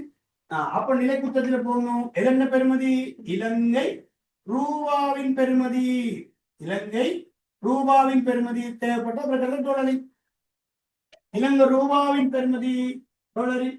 அது கட்டாயம் இல்லை பிள்ளை. உங்களுக்கு தெளிவுக்காக ரூபாவோட பெறுமதி எதில் வெளிப்படுத்தப்படுது? டாலரில். கிடைச்சல போடணும். இலங்கை ரூபாவின் அளவு. இலங்கை ரூபாவின் அளவு. இதே மாதிரி ரெண்டு கோடுகள் வரும். ஒன்று இலங்கை ரூபாவுக்கான கேள்விக்கோடு. டிமாண்ட் போ எல்கேஆர். இலங்கை ரூபாவுக்கான கேள்விக்கோடும் இலங்கை ரூபாவுக்கான கேள்வியும் அதே மாதிரி பிள்ளைகள் இலங்கை ரூபாவுக்கான நிரம்பலும். இலங்கை ரூபாவுக்கான நிரம்பலும் சப்ளை போ எல்கேஆர். நாங்க இன்னும் படிக்கல இதெல்லாம். இலங்கை ரூபாவுக்கு எப்ப கேள்வி வரும், இலங்கை ரூபாவுக்கு எப்ப நிரம்பல் வரும், நாங்க இன்னும் அதெல்லாம் படிக்கல. இதெல்லாம் தான் போக போக படிக்கும். இப்ப நீங்க ஐடியா மட்டும் ஞாபகம் வச்சுக்கொள்ளுங்க. ஒரு நேர்குறல் வரைபடத்துக்கும் ஒரு நேரில் குரல் வரைபடத்துக்கும் என்ன வித்தியாசம்? கோடுகள்லாம் அப்படியே தான் வருது. எதை வச்சுக்கொண்டு வேறுபடுத்தணும்? அச்சுகளை வச்சுக்கொள்ளு. அப்ப பாரு, இலங்கை ரூபாவோட பெறுமதி டாலரில் இலங்கை ரூபாவின் அளவு. அவ இலங்கை ரூபாவுக்கான கேள்வியும் இலங்கை ரூபாவுக்கான நிரம்பலும் போட்டிட்டு ஒன்று கொண்டு சந்திக்கிற புள்ளியில தான் பிள்ளைகள் அங்கு நாணய மாற்று வீதம் தீர்மானிக்கப்படும். அப்ப பாத்தீங்கன்னா பிள்ளைகள் வரும் ஒரு எல்கேஆர் சமன். என்னடா வரும்? ஒரு எல்கேஆர் சமன். ஏன்னா ஒரு இலங்கை ரூபாய் சமன். ஒரு LTR சம சைபர் தசம் சைபர் சைபர் $3 என்று சொல்லி அந்த நாணயம் தெரிவிக்கும். இதுல பரிமாற்றப்படுறது LTR அளவு. அது எவ்வளவு LTR? 10,000 LTR, 1 million, 2 millionaire, billion கணக்கா? அது நீ இந்த ரேட்ல எவ்வளவு பரிமாற்றப்படுகிறது பொறுத்து தீர்மானிக்கப்படும். இதான் இப்போ நேர்குறளிலும் நேரில் குறளிலும் நாணய மாற்று விகிதம் வெளிப்படுத்த பார்த்துக்கொள்ளுங்க. அப்ப நாணய மாற்று வெளிப்படுத்துகிற முறைகள் 2 தான்டா. நாணய மாற்று அளவிடப்படுற முறைகள் 2 தானே பிள்ளை. ஒன்று சொல்லுங்க நேர்குறள், மற்ற சொல்லுங்க நேர்குறள். படமா இருக்கணும். அப்ப நேர்குறள்ல எந்த நாட்டு காசுக்கு எந்த நாட்டு காசு சொல்றது? வெளிநாட்டு காசுக்கு எவ்வளவு, உள்நாட்டு காசு. அப்ப அச்சுகள்ல சரியா போட்டுக்கணும். அப்படிங்கிற பாருங்க என்ன போட்டுக்கணும், அமெரிக்க டாலர் பெறுமதி, அமெரிக்க டாலர். அப்ப இங்க எதுக்கான கேள்வி, எதுக்கான நிரம்பல் இருக்கும்? அமெரிக்க டாலருக்கான கேள்வியும் அமெரிக்க டாலருக்கான நிரம்பலும் போட்டிட்டு தான் ஒரு அமெரிக்க டாலருக்கான நாணய மாற்று இலங்கை ரூபாய் வடிவில் தீர்மானிக்கப்படும். நேரில் குறள் மறைமுக குறள் பிள்ளைகள் எந்த நாட்டு காசுக்கு எந்த நாட்டு காசு சொல்றது? இலங்கை ரூபாவுக்கு எவ்வளவு, வெளிநாட்டு காசுன்னு சொல்றது. உள்நாட்டு ரூபாவுக்கு எவ்வளவு, வெளிநாட்டு ரூபாய் சொல்றது. அப்ப அச்சுகள் பாருங்க, இலங்கை ரூபாயோட பெருமதி இலங்கை ரூபாவின் அளவு. அப்ப இந்த கோடுகள் என்னத்தமா வெளிப்படுத்தும்? இலங்கை ரூபாவுக்கான கேள்வியும் இலங்கை ரூபாவுக்கான நிரம்பலும் போட்டிட்டு தான் ஒரு இலங்கை ரூபாவுக்கான நாணய மாற்று அமெரிக்க டாலர் வடிவில் தீர்மானிக்கப்படும். ஓகே, சரி.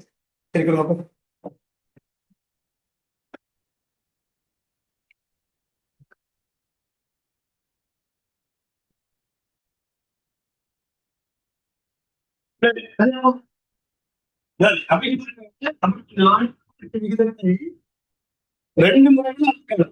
ஒன்று நேர்குறள், நேரில் குறள். நேர்குறள் வெளிநாட்டு நாணயத்துக்கு பரிமாற்றக்கூடிய உள்நாட்டு நாணயத்தினோட வரும். அப்படிங்க அந்த வரைபடம் பிறக்க அச்சுகள் சரியா போட்டுக்கொள்ளுங்க.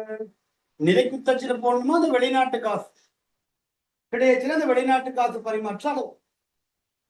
நேரில் குறள்ல மறைமுக குறள்ல பாத்தீங்கன்னா ஒரு உள்நாட்டு நாணயத்துக்கு எவ்வளவு பரிமாற்றப்படுகிற வெளிநாட்டு நாணயம் தானே. அப்ப இங்க அச்சுகளை பாத்தீங்கன்னா நிலைக்குத்தச்சில் வரும் இலங்கை ரூபாவும் கிடையாச்சுல இலங்கை ரூபாட அது சரிங்களா? ஓகே, இவ்வளவுதான். இப்ப நான் ஒரு வரைபடம் கேடுறேன். இப்படி ஒரு வரைவு தாரன்னு வச்சுக்கோங்க.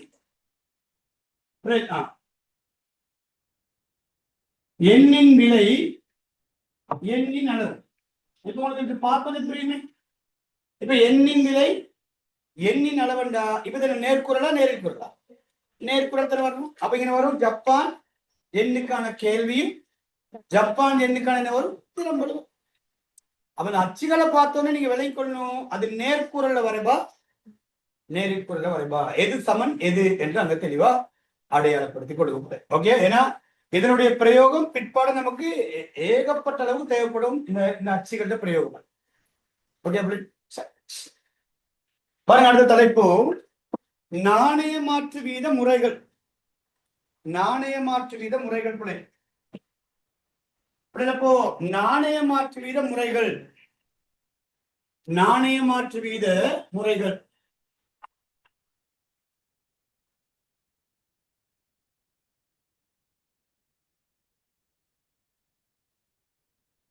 சரி,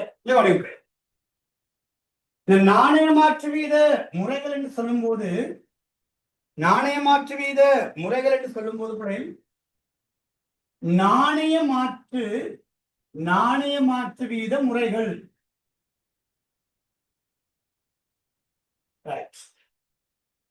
பெரும்பாலும் இந்த நாணய மாற்று வீத வகைகள் அல்ல, வகைகள் நாங்க பிற்பாடு படிப்போம். வகைகள்ல ஒரு 5 வகை படிப்போம். இது முறைகள். நாணய மாற்று முறைகள் 3 இருக்கு பிள்ளை. ஒன்று நிலையான நாணய மாற்று. நிலையான நாணய மாற்று, நிலையான நாணய மாற்று. நிலையான நாணய மாற்று, நிலையான நாணய மாற்று விகிதம், நிலையான நாணய மாற்று முறை. உறுதியான நாணய மாற்று, உறுதியான நாணய மாற்று அல்லது நெகிழாத நாணய மாற்று. பல மறுபெயர்கள். நிலையான நாணய மாற்று, உறுதியான நாணய மாற்று, நெகிழாத நாணய மாற்று. அடுத்து ரெண்டாவது வகை இருக்கு பிள்ளை. ரெண்டாவது வகை இருக்கு மிதக்கும் நாணய மாற்று.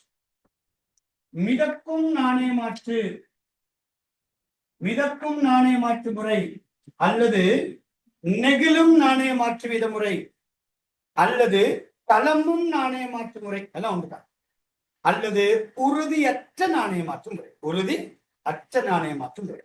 பாருங்க இதுக்கு இது எப்படி இருக்கு? ஒப்போசிட். இது நிலையான, இது என்னது?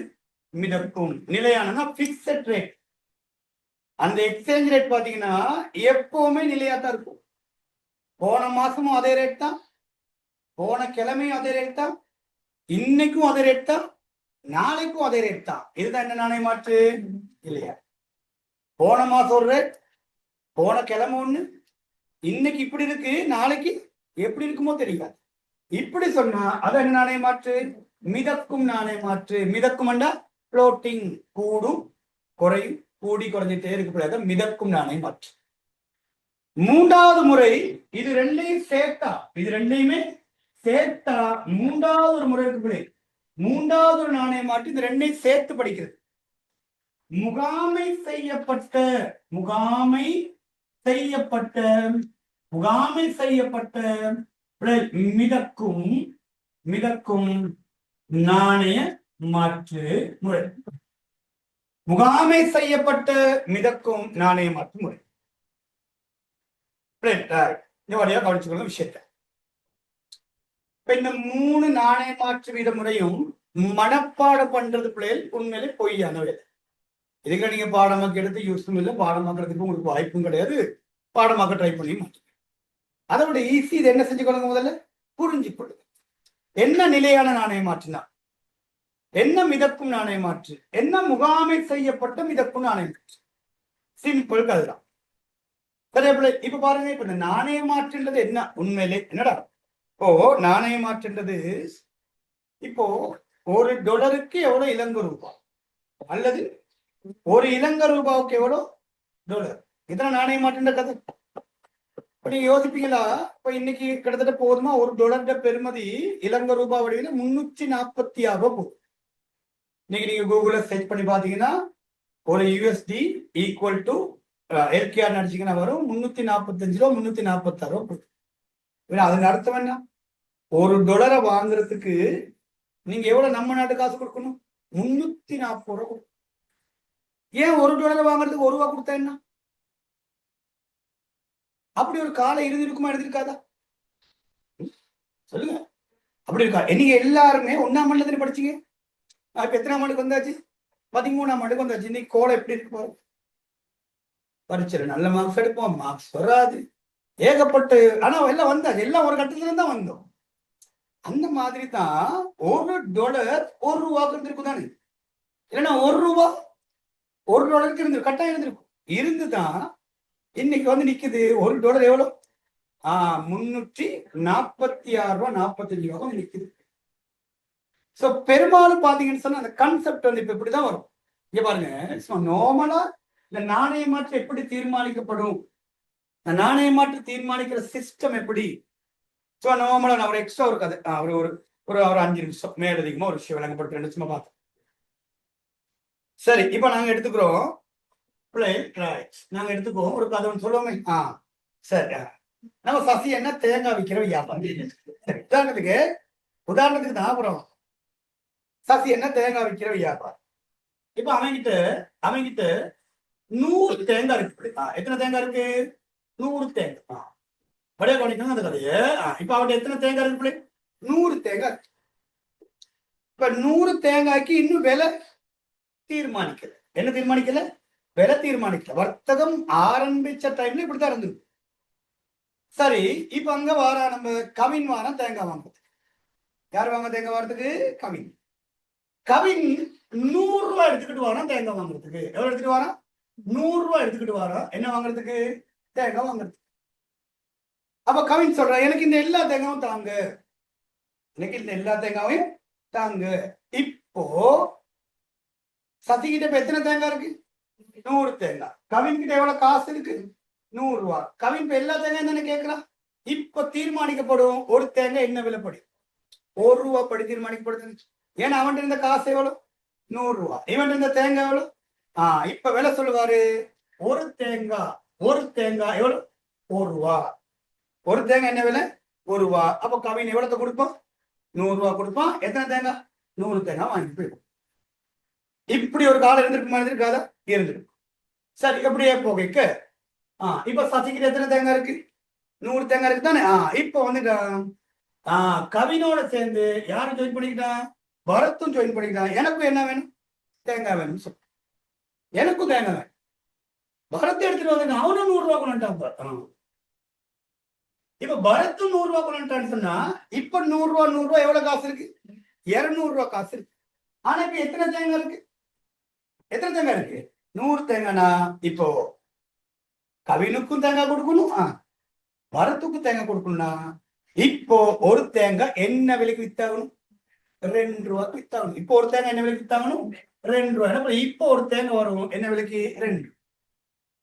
இப்படியே போக வர நம்ம யாரு? சுலட்ச. எங்க வீட்டுல ஒரு தேங்காய் வச்சிருப்போம். எனக்கு 500 தேங்காய் வேணும். அது எவ்வளவு எடுத்துட்டு வர? 500 ரூபாய் எடுத்துக்கிட்டு வர. எனக்கு 500, எனக்கு தேங்காய் வேணும் 500 ரூபாய். இப்ப கதை பாத்தீங்கன்னு சொன்னா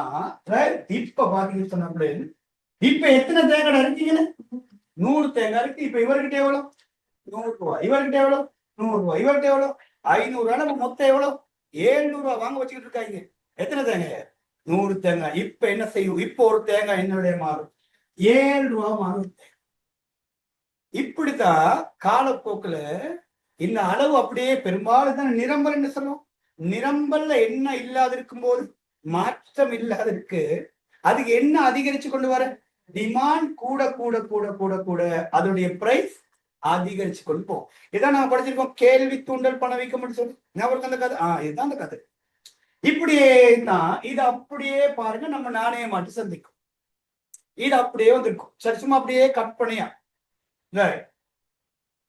ஒரு வெளிநாட்டவர் இலங்கைக்கு வர சுற்றுலா பயணம். ஒரு வெளிநாட்டவர் இலங்கைக்கு என்ன வரணுமா? சுற்றுலா பயணம் வந்து முதல் தடவை ஒரு $100 கொண்டு வந்திருக்காரு. யார் கொண்டு வந்திருக்கா? வெளிநாட்டு. எத்தனை டாலர் கொண்டு வந்திருக்காரு? $100. அப்ப $100 நம்ம பேங்க் கிட்ட கொடுத்துட்டு, நம்ம நாட்டு பேங்க் கிட்ட கொடுத்துட்டு என்ன வாங்கிக்கிறாரு? 100 ரூபாய் இலங்கை காசு வாங்கிட்டாரு. $100 கொடுத்துட்டு 100 ரூபாய் இலங்கை காசை வாங்கிட்டாரு. சரிதானே? அப்ப இப்ப நாணய மாற்று எப்படி இருந்திருக்கு?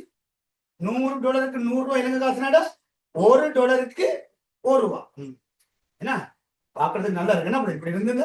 பிரச்சனை கிடையாது. $1க்கு 1 ரூபாய்.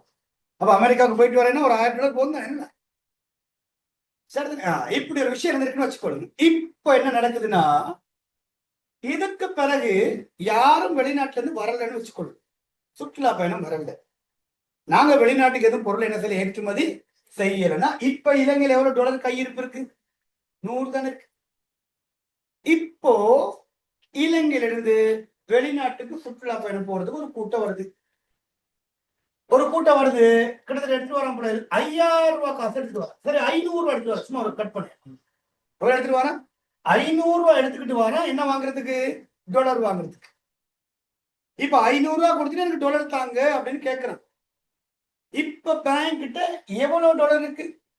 $100 தான் இருக்கு. பட் இப்ப எவ்வளவு காசை கொண்டு வர? 500 ரூபாய். இப்போ $1 1 ரூபாய் கொடுக்கணுமா? $1 1 ரூபாய் கொடுத்தா 500 ரூபாய் கொடுத்தா எத்தனை டாலர் கொடுக்கணும்? 500 கொடுக்கணும். பட் 500 கொடுக்க டாலர் இல்ல. அப்போ இவங்கிட்ட இருக்கிறது எத்தனை டாலர்மா? $100. பட் இப்ப எவ்வளவு கொடுக்க போறாரு? இப்ப தீர்மானிப்பாங்க. இனி $1 எவ்வளவு? 5. புரிஞ்ச இந்த கதை? இவர் எடுத்துட்டு வர்றாரு, 5000 எடுத்துட்டு வர்றாரு. இப்ப தீர்மானிப்பாங்க $1 எவ்வளவு? 50. 50,000 எடுத்துட்டு வர்றாரு. இப்போ $1 தீர்மானிப்பாங்க எவ்வளவு? இப்படிதான் இந்த நாணய மாற்று வர வர வர வர நாம நமக்கு அந்நிய செலாவணி கிடைக்கிறத விடவும் அந்நிய செலாவணி கொடுக்கறது தானே இலங்கைக்கு ஜாஸ்தி. இப்ப அந்த அண்மை ஆண்டுகள்ல தான் நம்ம ஓரளவுக்கு மிக வந்துச்சு.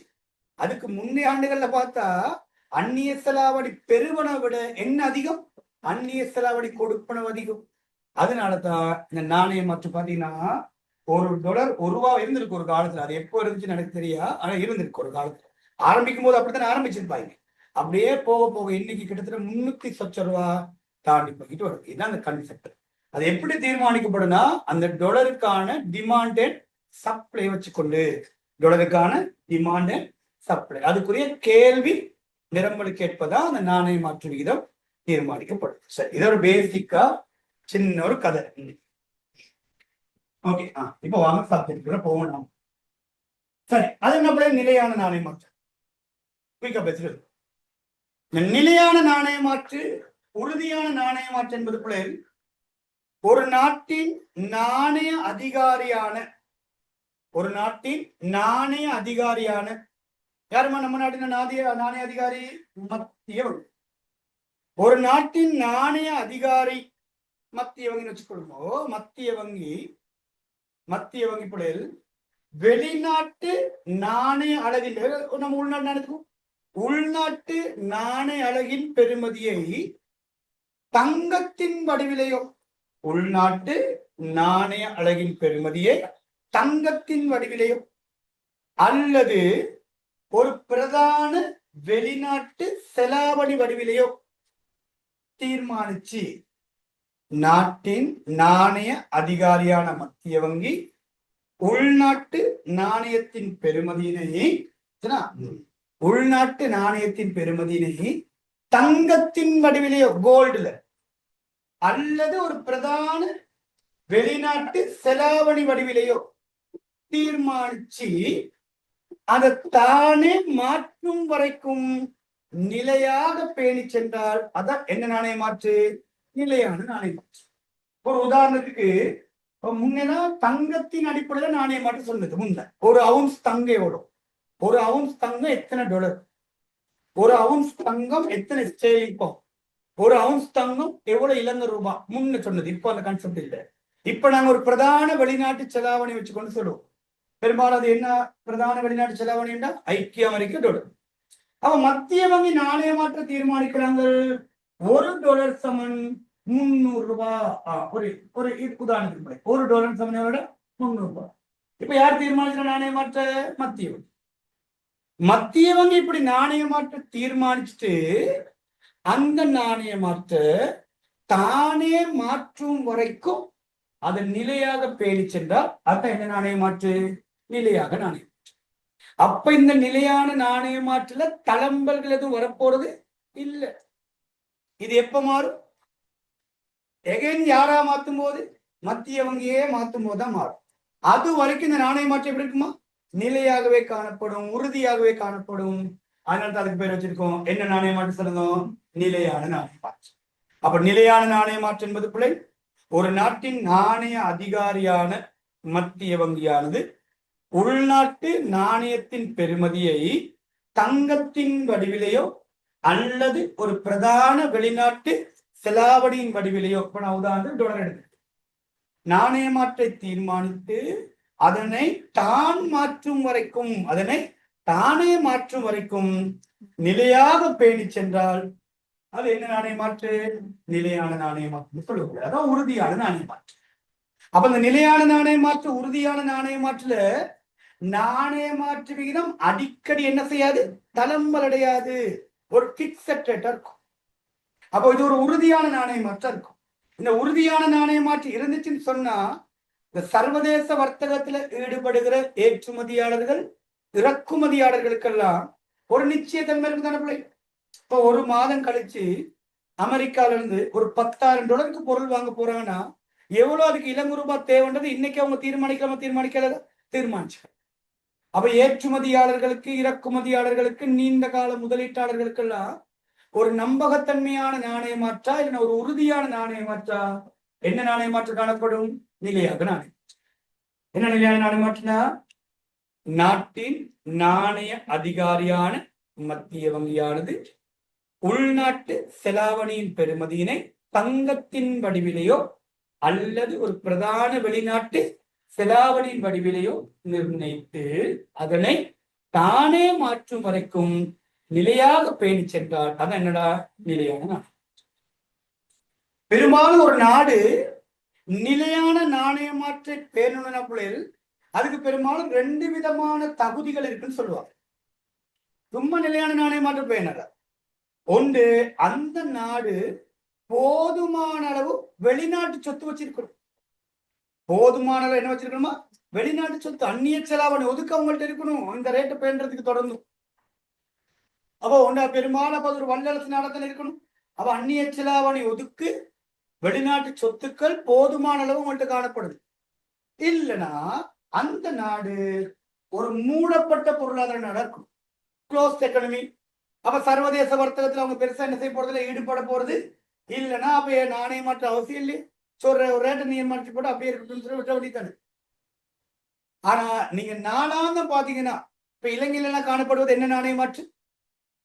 நிலையான நாணய மாற்றம் மிதக்குமா? மிதக்கும். ஏன்னா டெய்லி இந்த ரேட் என்ன செய்யும்?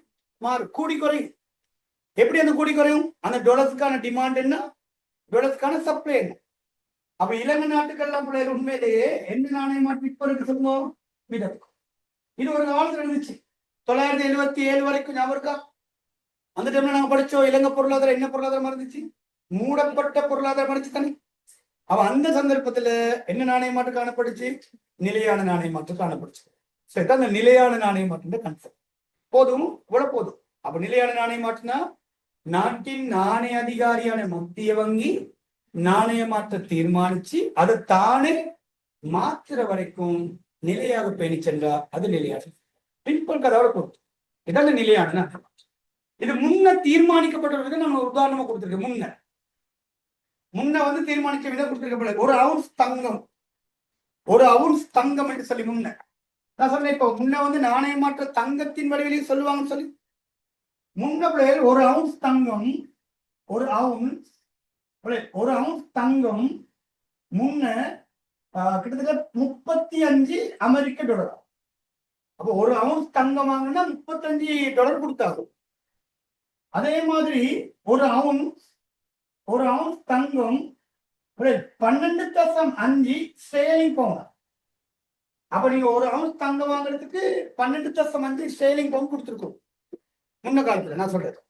அதே மாதிரி ஒரு அவுன்ஸ் தங்கம் கிட்டத்தட்ட 2750 ரூபாய் இலங்கை காசு அப்போ முன்ன காலத்துல 77 அந்த டைம்ல. இப்ப பாத்தீங்கன்னு சொன்னா இப்போ ஒரு அவுன்ஸ் தங்கம் $35, ஒரு அவுன்ஸ் தங்கம் 12.5 ஸ்டேர்லிங் பவுண்ட்னா இப்ப நாணய மாற்று இந்த நாட்டுக்கடையில தீர்மானிப்பாங்க.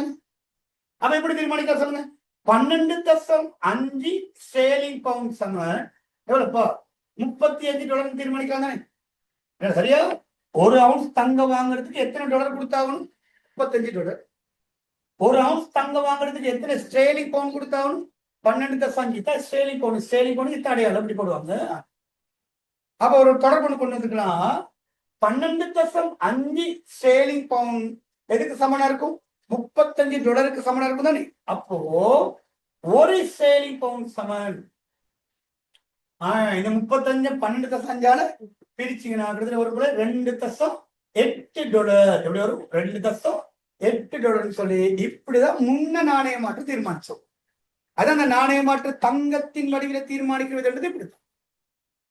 அப்போ இது முன்ன ஒரு கதை, ரொம்ப இதை போட்டு இப்ப குழப்பிக்க வேணாம், சும்மா ஒரு ஐடியாவுக்கு தெரிஞ்சு. முன்ன நாணய மாற்று இப்ப நிலையான நாணய மாற்று முன்ன தங்கத்தின் வடிவில தீர்மானிக்கப்படுதுன்னு ஒரு கதை இருக்குதானே. இப்படிதான் அந்த நாணய மாற்று தீர்மானிச்சு. சரி, அப்போ நிலையான நாணய மாற்றுனா பேசி முடிச்சுட்டு அப்ப என்னடப்பா நிலையான நாணய மாற்றினா? சிம்பிளா சொன்னா ஒரு நாட்டின் நாணய அதிகாரியினால் நாணய மாற்று விகிதம் தீர்மானிக்கப்பட்டு அதை தானே மாத்திர வரைக்கும் நிலையாக பேணி சென்றால் அது என்ன நாணய மாற்று? நிலையான நாணயம். ஒரு நாடு நிலையான நாணய மாற்று முறையை பின்பற்றணும்னா 2 நியதி இருக்கணும். ஒண்ணு, அந்த நாட்டுக்கு போதுமான அளவு என்ன இருக்கணும்?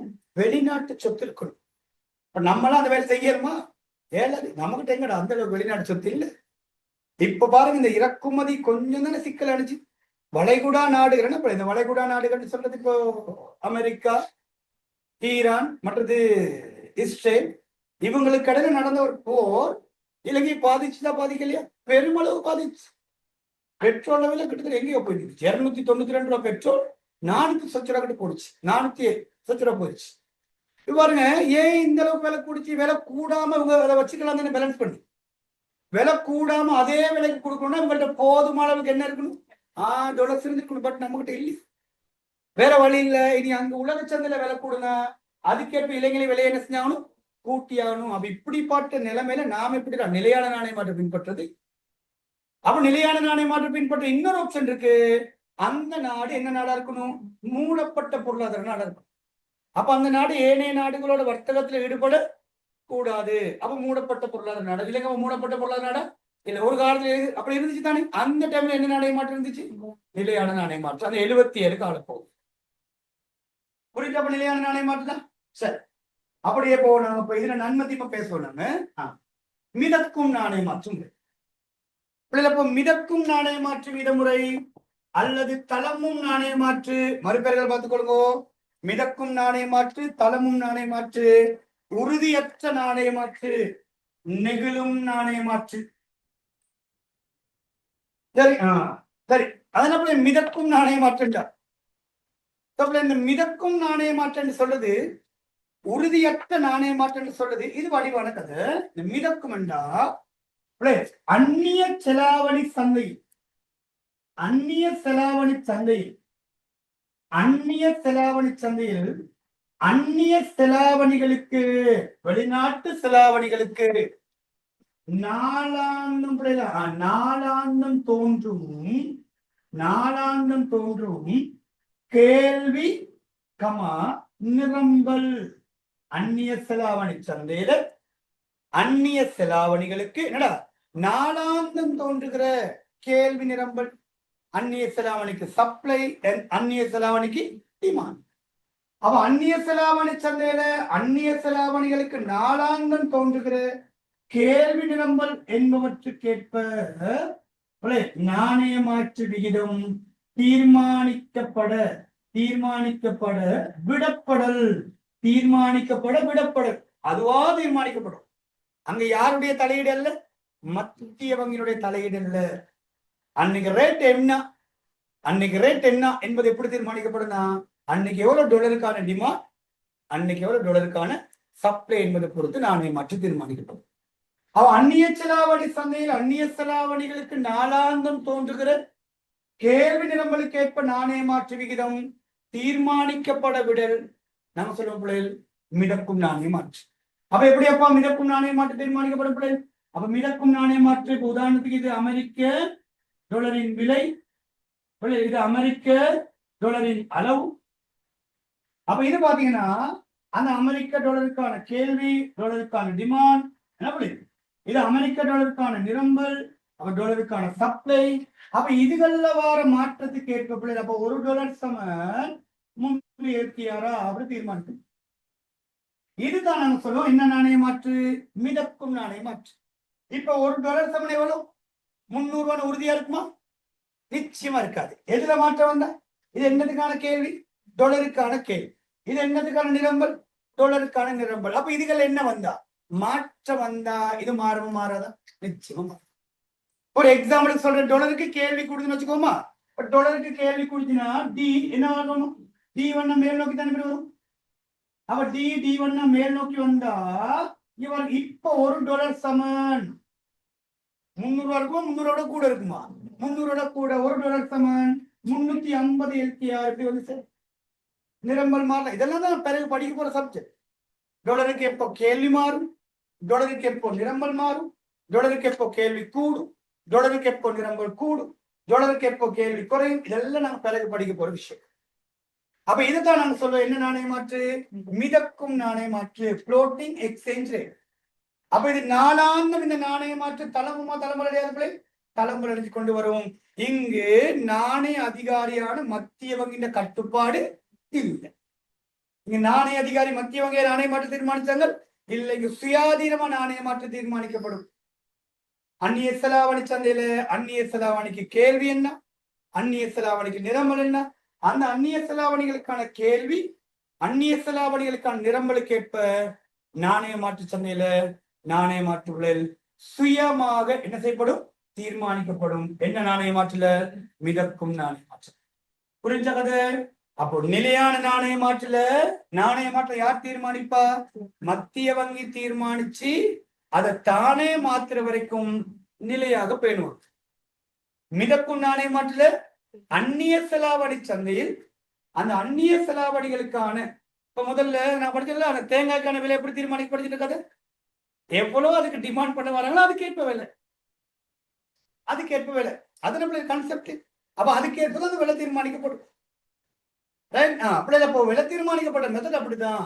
அப்ப இங்க அந்நிய செலாவணி சந்தையில் அந்நிய செலாவணிகளுக்கு நாளாந்தம் தோன்றுகிற கேள்வி நிரம்பலுக்கு ஏற்புப்பிழையில் நாணய மாற்று விகிதம் தீர்மானிக்கப்பட விடல் என்ன சொல்லுவோம் நாம, என்ன நாணய மாற்று, மிதக்கும் நாணய மாற்று விகிதம் என்று சொல்றோம். புரிஞ்சுதானடா?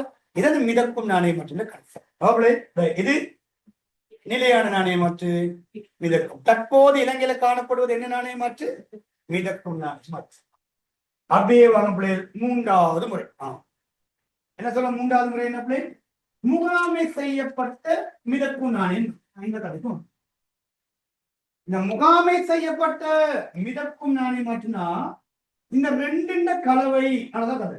இந்த ரெண்டு கலவை எதென்ன கலவையா இருக்குமா நாணய மாற்று, நிலையான நாணய மாற்று விகிதத்தினதும் மிதக்கும் நாணய மாற்று விகிதத்தினதும் சேர்வையாக இல்லைன்னா கலவையாக அமைவதுதான் என்ன நாணய மாற்று, முகாமை செய்யப்பட்ட மிதக்கும். ஒரு பக்கம் பாத்தீங்கன்னா மத்திய வங்கியின் தலையீடும் இருக்கும், ஒரு பக்கம் பாத்தீங்கன்னா நாணய மாற்று சுதந்திரமாகவும் தீர்மானிக்கப்படும். அது எப்படி ரெண்டும் சேர்ந்து. அப்ப இங்க என்ன நடக்குன்னா, இந்த முகாமை செய்யப்பட்ட மிதக்கும் நாணய மாற்று என்ன நடக்கணும் அப்படி பழைய கவனிங்க.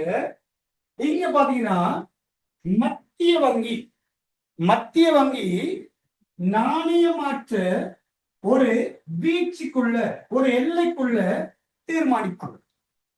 இப்போ மத்திய வங்கி நாணய மாற்று தீர்மானிக்கணும், $1 சமன் 350 LKR அப்பர் ரேட் உயர்ந்த எல்லை, $1 சமன் 250 ரூபாய் லோவர் ரேட் மினிமம் ரேட் சொல்லி ரெண்டு எல்லையை தீர்மானிக்கிறார். இப்ப இது யார் தீர்மானிக்குது, மத்திய வங்கி. அப்போ $1 சமன் 350 LKR, $1 சமன் எவ்வளவு, 250 LKR சொல்லி மத்திய வங்கி நாணய மாற்று தீர்மானிச்சார். இப்படி மத்திய வங்கி ஒரு நாணய மாற்று ஒரு வீச்சுக்குள்ள ஒரு எல்லைக்குள்ள தீர்மானிச்சுட்டு இந்த வீச்சுக்குள்ள அந்த அந்நிய செலாவணிகளுக்கான கேள்வி நிரம்பல் வருமல்ல, அதுக்கேற்ப நாணய மாற்று தளம்பலடைய இடமளிப்பாங்க. இந்த வீச்சுக்குள்ள அந்நிய செலாவணிகளுக்கான கேள்வி நிரம்பலுக்கு ஏற்ப நாணய மாற்று தளம்பலடைய பிளக்சுவேஷன் அடைய விட்டுருவாங்க அது பாட்டு. அப்ப இதுக்கு ஏற்ப நாணய மாற்று தீர்மானிக்கப்படுமா, அப்படி தீர்மானிக்கப்பட்டு கூடும் என்ன செய்யப்படும், குறையும் கூடும் என்ன செய்யும், குறையும் கூடும் குறையும், இப்படியே கூடி கூடி கூடி குறைஞ்சு இப்படி கூடி குறைஞ்சு நாணய மாற்று இருக்கும். அப்ப ஒரு பக்கம் பார்த்தா நாணய மாற்று மிதக்குதான், மிதக்கும் தளம்பலடையுது ஆனா ஒரு வீச்சுக்குள்ள. அந்த வீச்சு தீர்மானிச்சது யாரு, மத்திய வங்கி. அதனால அதுக்கு பேர் வச்சாங்க என்னது, முகாமை செய்யப்பட்ட மிதக்கும். சரி, இப்ப இதுல என்ன நடக்கும் அப்படின்னு சொல்லி கேட்டீங்கன்னா, இந்த கதை விளங்கி கொடுங்க, விளங்கி கொண்டீங்கன்னா சரி, விலங்காட்டி இப்ப நான் சொல்ல போற கதை விலங்காட்டி பிரச்சனை ஒண்ணு கிடையாது. உங்களுக்கு முகாமை செய்யப்பட்ட மிதக்கு நான் புரிஞ்சா, நாணய மாற்றை ஒரு வீச்சுக்குள்ள யார் தீர்மானிப்பாங்க, மத்திய வங்கி தீர்மானிச்சு அந்த வீச்சுக்குள்ள என்ன செய்வாங்க, தளம்பலடி இடமளிச்சிருவாங்க. தளம்பலடி எது கேட்ப, நாளாந்து கேள்வி நிரம்பல் கேட்ப, கேள்வி நிரம்பல் கேட்ப தளம்பலடியை விட்டுருவாங்க. அது பாட்டுக்கு கூடட்டும் குறையட்டும். அப்படி கூடி குறையும் போது இந்த வரம்புல இப்படி கூடி குறையும் போது இப்ப மத்திய வங்கியால தீர்மானிக்கப்பட்ட மேல இருக்கா, இத நாணய மாற்று தாண்ட முயற்சிக்குது. இந்த மேலே உடைச்சிட்டு போக பாக்குது. இப்ப யார் வருவா உடனே, இப்ப உடனே மத்திய வங்கி என்ன செய்வாங்க, நாணய மாற்று சந்தையில தலையிடுவாங்க. எப்ப இது மேலே உடைச்சிட்டு போகும், $1 350 தாண்டி போக போகுதுன்னு என்ன அர்த்தம், $1 350 தாண்டி போகுதுன்னா அந்நிய செலாவணி சந்தையில $1 இல்ல. அந்நிய செலாவணி சந்தையில என்ன $1 இல்ல. அங்க ஏகப்பட்ட பேர் என்ன கேட்கிறாங்க, $1 கேட்கிறாங்க. $1 கேட்கிறாங்க, கொடுக்கறதுக்கு வங்கிகள்கிட்ட என்ன இல்லை, $1 இல்லை. இப்ப விலை என்ன செய்வோம், கூட்டிக்கிட்டே வரும், வேற வழி இல்லை. புரிஞ்ச கதை. இதை யார் அவதானிச்சுட்டு இருப்பான், மத்திய வங்கி அவதானிப்பான். மத்திய வங்கி அவதானிக்கிறான். இப்போ அந்நிய செலாவணி சந்தையில $க்கு என்னது, தட்டுப்பாடு. அதனாலதான் $, விலை வர வர வர என்ன செய்யுது, அப்படியே அதிகரிச்சு போகுதுன்றதை யார் தெரிஞ்சுப்பாங்க, மத்திய வங்கி தெரிஞ்சுட்டு உடனே என்ன செய்வானா, மத்திய வங்கிட்ட $, இருக்கும் தானே, அந்த $களை யாரு கொடுப்பாங்க, இப்ப வணிக வங்கிகள்கிட்ட கொடுத்துட்டு வணிக வங்கிகள் என்ன வாங்குவாங்க, ரூபா வாங்கிக்குவாங்க. இப்போ ஓரளவுக்கு வணிக வங்கிகள் என்ன வந்துடும், டாலர் வந்தோடனே இப்ப அந்த ரேட் என்ன செய்யும், பழையபடியும் குறைய ஆரம்பிக்கும். சொன்ன கதை புரிஞ்சா பாருங்க. இப்போ டாலருக்கான விலை அப்படியே வர கூட்டிட்டு போதுன்னா என்ன அர்த்தம், சந்தையில பொருளுக்கான விலை கூடுதல், சந்தையில என்ன இல்லை, பொருள் இல்லை. இப்ப அந்த பொருள் விலை கூடுறத கொஞ்சம் கட்டுப்படுத்தணும்னு, தடை செய்யணும்னு, விலையை குறைக்கணும்னு என்ன செஞ்சாகணும், சந்தைக்கு பொருளை கொடுத்தா. அது மாதிரி வேலையை தான் யார் செய்வா, மத்திய வங்கி. அவன்கிட்ட டாலர் இருக்குதானே, யார்கிட்ட, மத்திய வங்கி. அதை யாரை கொடுத்துட்டு, வணிக வங்கிட்ட கொடுத்துட்டு என்னது வாங்குவான், ருப்பியை வாங்கி. அப்படியே போக புளிச்சதை அப்ப மேல போறது, அப்படியே ஓகே, திருப்பி டவுன் ஆகும் ஒரு கட்டத்துல இந்த கீழே இருக்கிற அதை உடைச்சிட்டு வர பார்க்கும். கீழே உடைச்சிட்டு வர பார்க்குற என்ன அர்த்தம், வணிக வங்கிட்ட ஏகப்பட்ட என்ன இருக்கு, டாலர் சீப்பா இருக்கு, வா வந்து வாங்கிட்டு போ, டாலர் வாங்கிட்டு. நல்லவே விலையை என்ன செய்ய போறோம், குறைச்சு கொடுக்க போறோம். இப்படி நல்லவே விலையை குறைச்சு கொடுக்குறது ஆபத்து இல்லையா, ஆபத்து. என்ன, இப்ப 250 ரூபாய் வாங்கி கொஞ்சம் பேர் இருக்காங்க ஊக வாணிபம் செய்யறவன், நல்ல விலை என்ன செய்வோம், குறைச்சி வாங்கி விலை என்ன செய்யும் போது கூடும் போது வித்து லாபம் பார்க்குற ஊக வாணிபம் செய்யறவங்க இருக்காங்க. அவங்களுக்கு நான் சந்தையில் இடம் கொடுத்துட்டா நானே மட்டும் செஞ்சு க்ளோஸ். சரி, இப்ப இந்த பிளக்ல டிக்கெட் வாங்கிருப்பாங்க, கேள்விப்பட்டீங்களா, குறைஞ்ச விலைக்கு வாங்கியாச்சு கூட விலைக்கு வித்தாச்சு. உண்மையில லாபம் பார்க்குறவன் அந்நிய செலாவணி சந்தையில் உள்ளவங்களா வெளியில உள்ளவங்களா, வெளியில அதே கதை நீங்க நடக்கும். அப்ப இப்படி விலை குறையும் போது உடனே பார்ப்பாங்க மத்திய வங்கி, ஏன் விலை குறைஞ்சிட்டு வருது. இங்க வணிக வங்கிகள்கிட்ட எல்லாம் அந்நிய செலாவணி தரகள்கிட்ட நிறைய என்ன இருக்கு, டாலர் இருக்கு. டாலர் நிறைய இருக்கிறனால நீ அந்த வேலையை செஞ்சுக்கிட்டு இருக்க, என்ன செய்வான் உடனே, டாலர் தான் உனக்கு என்ன தரேன், ரூபாவை தரேன். புரிஞ்ச கதை. அப்ப டாலரை வாங்கி எடுத்துக்குவாங்க. அப்ப மீண்டும் என்ன செய்யும், டாலர் ரேட் இருக்கும். அப்படி இந்த எல்லைக்குள்ள யாருக்குள்ளே, மத்திய வங்கி நாணய மாற்ற தளம்பலடைய இடமளிப்பாங்க. அதான் என்ன நாணய மாற்று, முகாமை செய்யப்பட்ட மிதக்கும் நாணய மாற்று சொல்லி இலங்கையில இது இருந்துச்சப்பா. இலங்கையில எப்ப இருந்துச்சுன்னு சொன்னா 2001 பிறகு இருந்துச்சுன்ற ஒரு கதை இருக்கு. 2001 பிறகு அது ரீசன்ல பாத்தீங்கன்னா 2020 இருந்து 2024 அந்த இறக்குமதிகளுக்கு எல்லாம் கட்டுப்பாடு வச்சிருந்தாங்க தானே. அப்ப எல்லா விதமான இறக்குமதி கட்டுப்பாடும் இல்ல தானே, அத்தியாவசிய இறக்குமதிகள் இருந்துச்சு. அத்தியாவசியம் அல்லாத ஆடம்பர வாகன இறக்குமதிகளுக்கு தானே கட்டுப்பாடு. அப்ப இந்த நாணயம் மட்டும் தான் ஃபாலோ பண்ணும். ஒரு பக்கம் மிதக்கும், பட் ஒரு பக்கம் அது எப்படி இருக்கும், நிலையா ஒரு வீச்சு கூட நடந்துகிட்டு. இப்போ இலங்கையில் இருக்கிறது என்ன, இன்னைக்கு கரண்ட் சிச்சுவேஷன் இருக்கிறது என்ன, நாணய மாற்று. இப்ப இது சரிபட்டு வராது. ஏன்னா இப்ப நாங்க வாகனங்களை மீண்டும் பொருட்களை இறக்குமதி செய்ய ஆரம்பிச்சுட்டு கட்டுப்பாடுகள் அந்த வேலையை செய்ய முடியாது கூட. அப்ப இப்போ சுயமாக தீர்மானிக்கப்படுற என்ன நாணய மாற்று, மிதக்கும் நாணய மாற்று தான் இருக்கு. புரிஞ்ச 3 நாணய மாற்று முறை. முதலாவது என்ன நாணய மாற்று, நிலையான நாணய மாற்றுக்கா, நாணய அதிகாரியான மத்திய வங்கியினால் நாணய மாற்று வீதம் தீர்மானிக்கப்பட்டு அதனை தானே மாத்திர வரைக்கும் நிலையாக பேணி சென்றால் அது என்ன நாணய மாற்று, நிலையான நாணயம். அவ்வளவு போதும். மிதக்கும் நாணய மாற்றுனா அதுக்கு அப்படியே ஆப்போசிட். அந்நிய செலாவணி சந்தையில அந்நிய செலாவணிகளுக்கு நாளாந்தம் தோன்றுகிற கேள்வி நிரம்பலுக்கு ஏற்ப நாணய மாற்று தீர்மானிக்கப்பட விடல் என்னன்னு சொல்லுவோம், மிதக்கும் நாணய மாற்று. அப்ப இந்த மிதக்கும் நாணய மாற்றுல எந்த நாளுக்கு டெய்லி ஒரே ரேட் இருக்குமா, நிச்சயமா இருக்காது. கூடலாம் குறையலாம், மாற்றம் அடைந்து போகும். முகாமை செய்யப்பட்ட மிதக்கும் நாணய மாற்று என்ன, நிலையான நாணய மாற்று மிதக்கும் நாணய மாற்று சேர்ந்து. அப்ப இங்க மத்திய வங்கி நாணய அதிகாரியான மத்திய வங்கி நாணய மாற்றை ஒரு எல்லைக்குள்ள ஒரு வீச்சுக்குள்ள என்ன செய்வாங்க பிள்ளை, தீர்மானிச்சு அந்த வீச்சுக்குள்ள அந்நிய செலாவணிக்கான கேள்வி நிரம்பலுக்கு ஏற்ப நாணய மாற்றை தளம்பலரை என்ன செய்வாங்க, இடமளிப்பாங்க. அந்த வீச்சை நாணய மாற்று என்ன செய்யும் போது தாண்ட முயற்சிக்கும் போது யார் தலையிடுவாங்க, மத்திய வங்கி தலையிட்டு நாணய மாற்றை தந்த கண்ட்ரோலுக்குள்ள வைத்துக் கொள்வாங்க. அதுக்குதான் பேர் என்னடா, முகாமை செய்யப்பட்ட மிதக்கும் நாணயம் பேரா. சரி,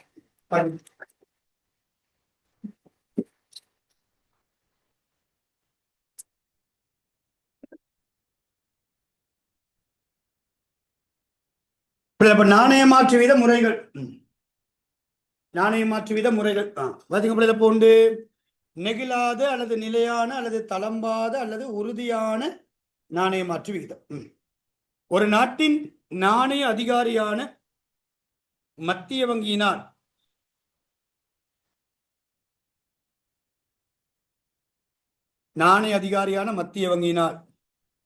உள்நாட்டு புழக்கப்பண அலகொன்றின் பெறுமதியை தங்க வடிவிலேயோ அல்லது பிரதான வெளிநாட்டு பிரதான வெளிநாட்டு செலாவணி வடிவிலேயோ மதிப்பிட்டு அந்த மதிப்பீட்டு பெறுமதியை தான் மாற்றும் வரை நிலையாக பேணிக் கொள்வது நிலையான நாணய மாற்று விகிதம் எனப்படும்.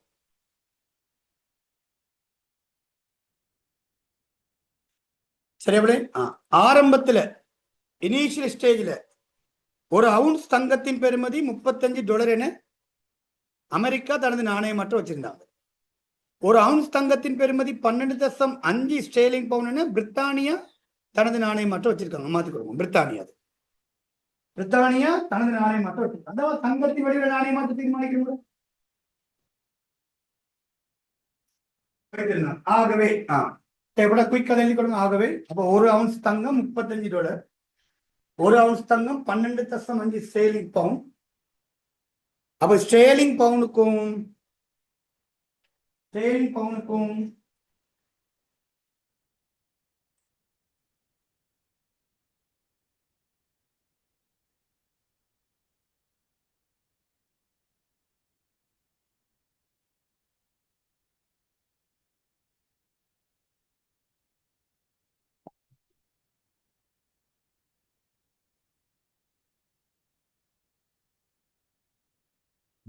ஒரு ஸ்டேர்லிங் பவுண்ட் சொன்னால் 12.5 ஸ்டேர்லிங் பவுண்ட் சமம் $35.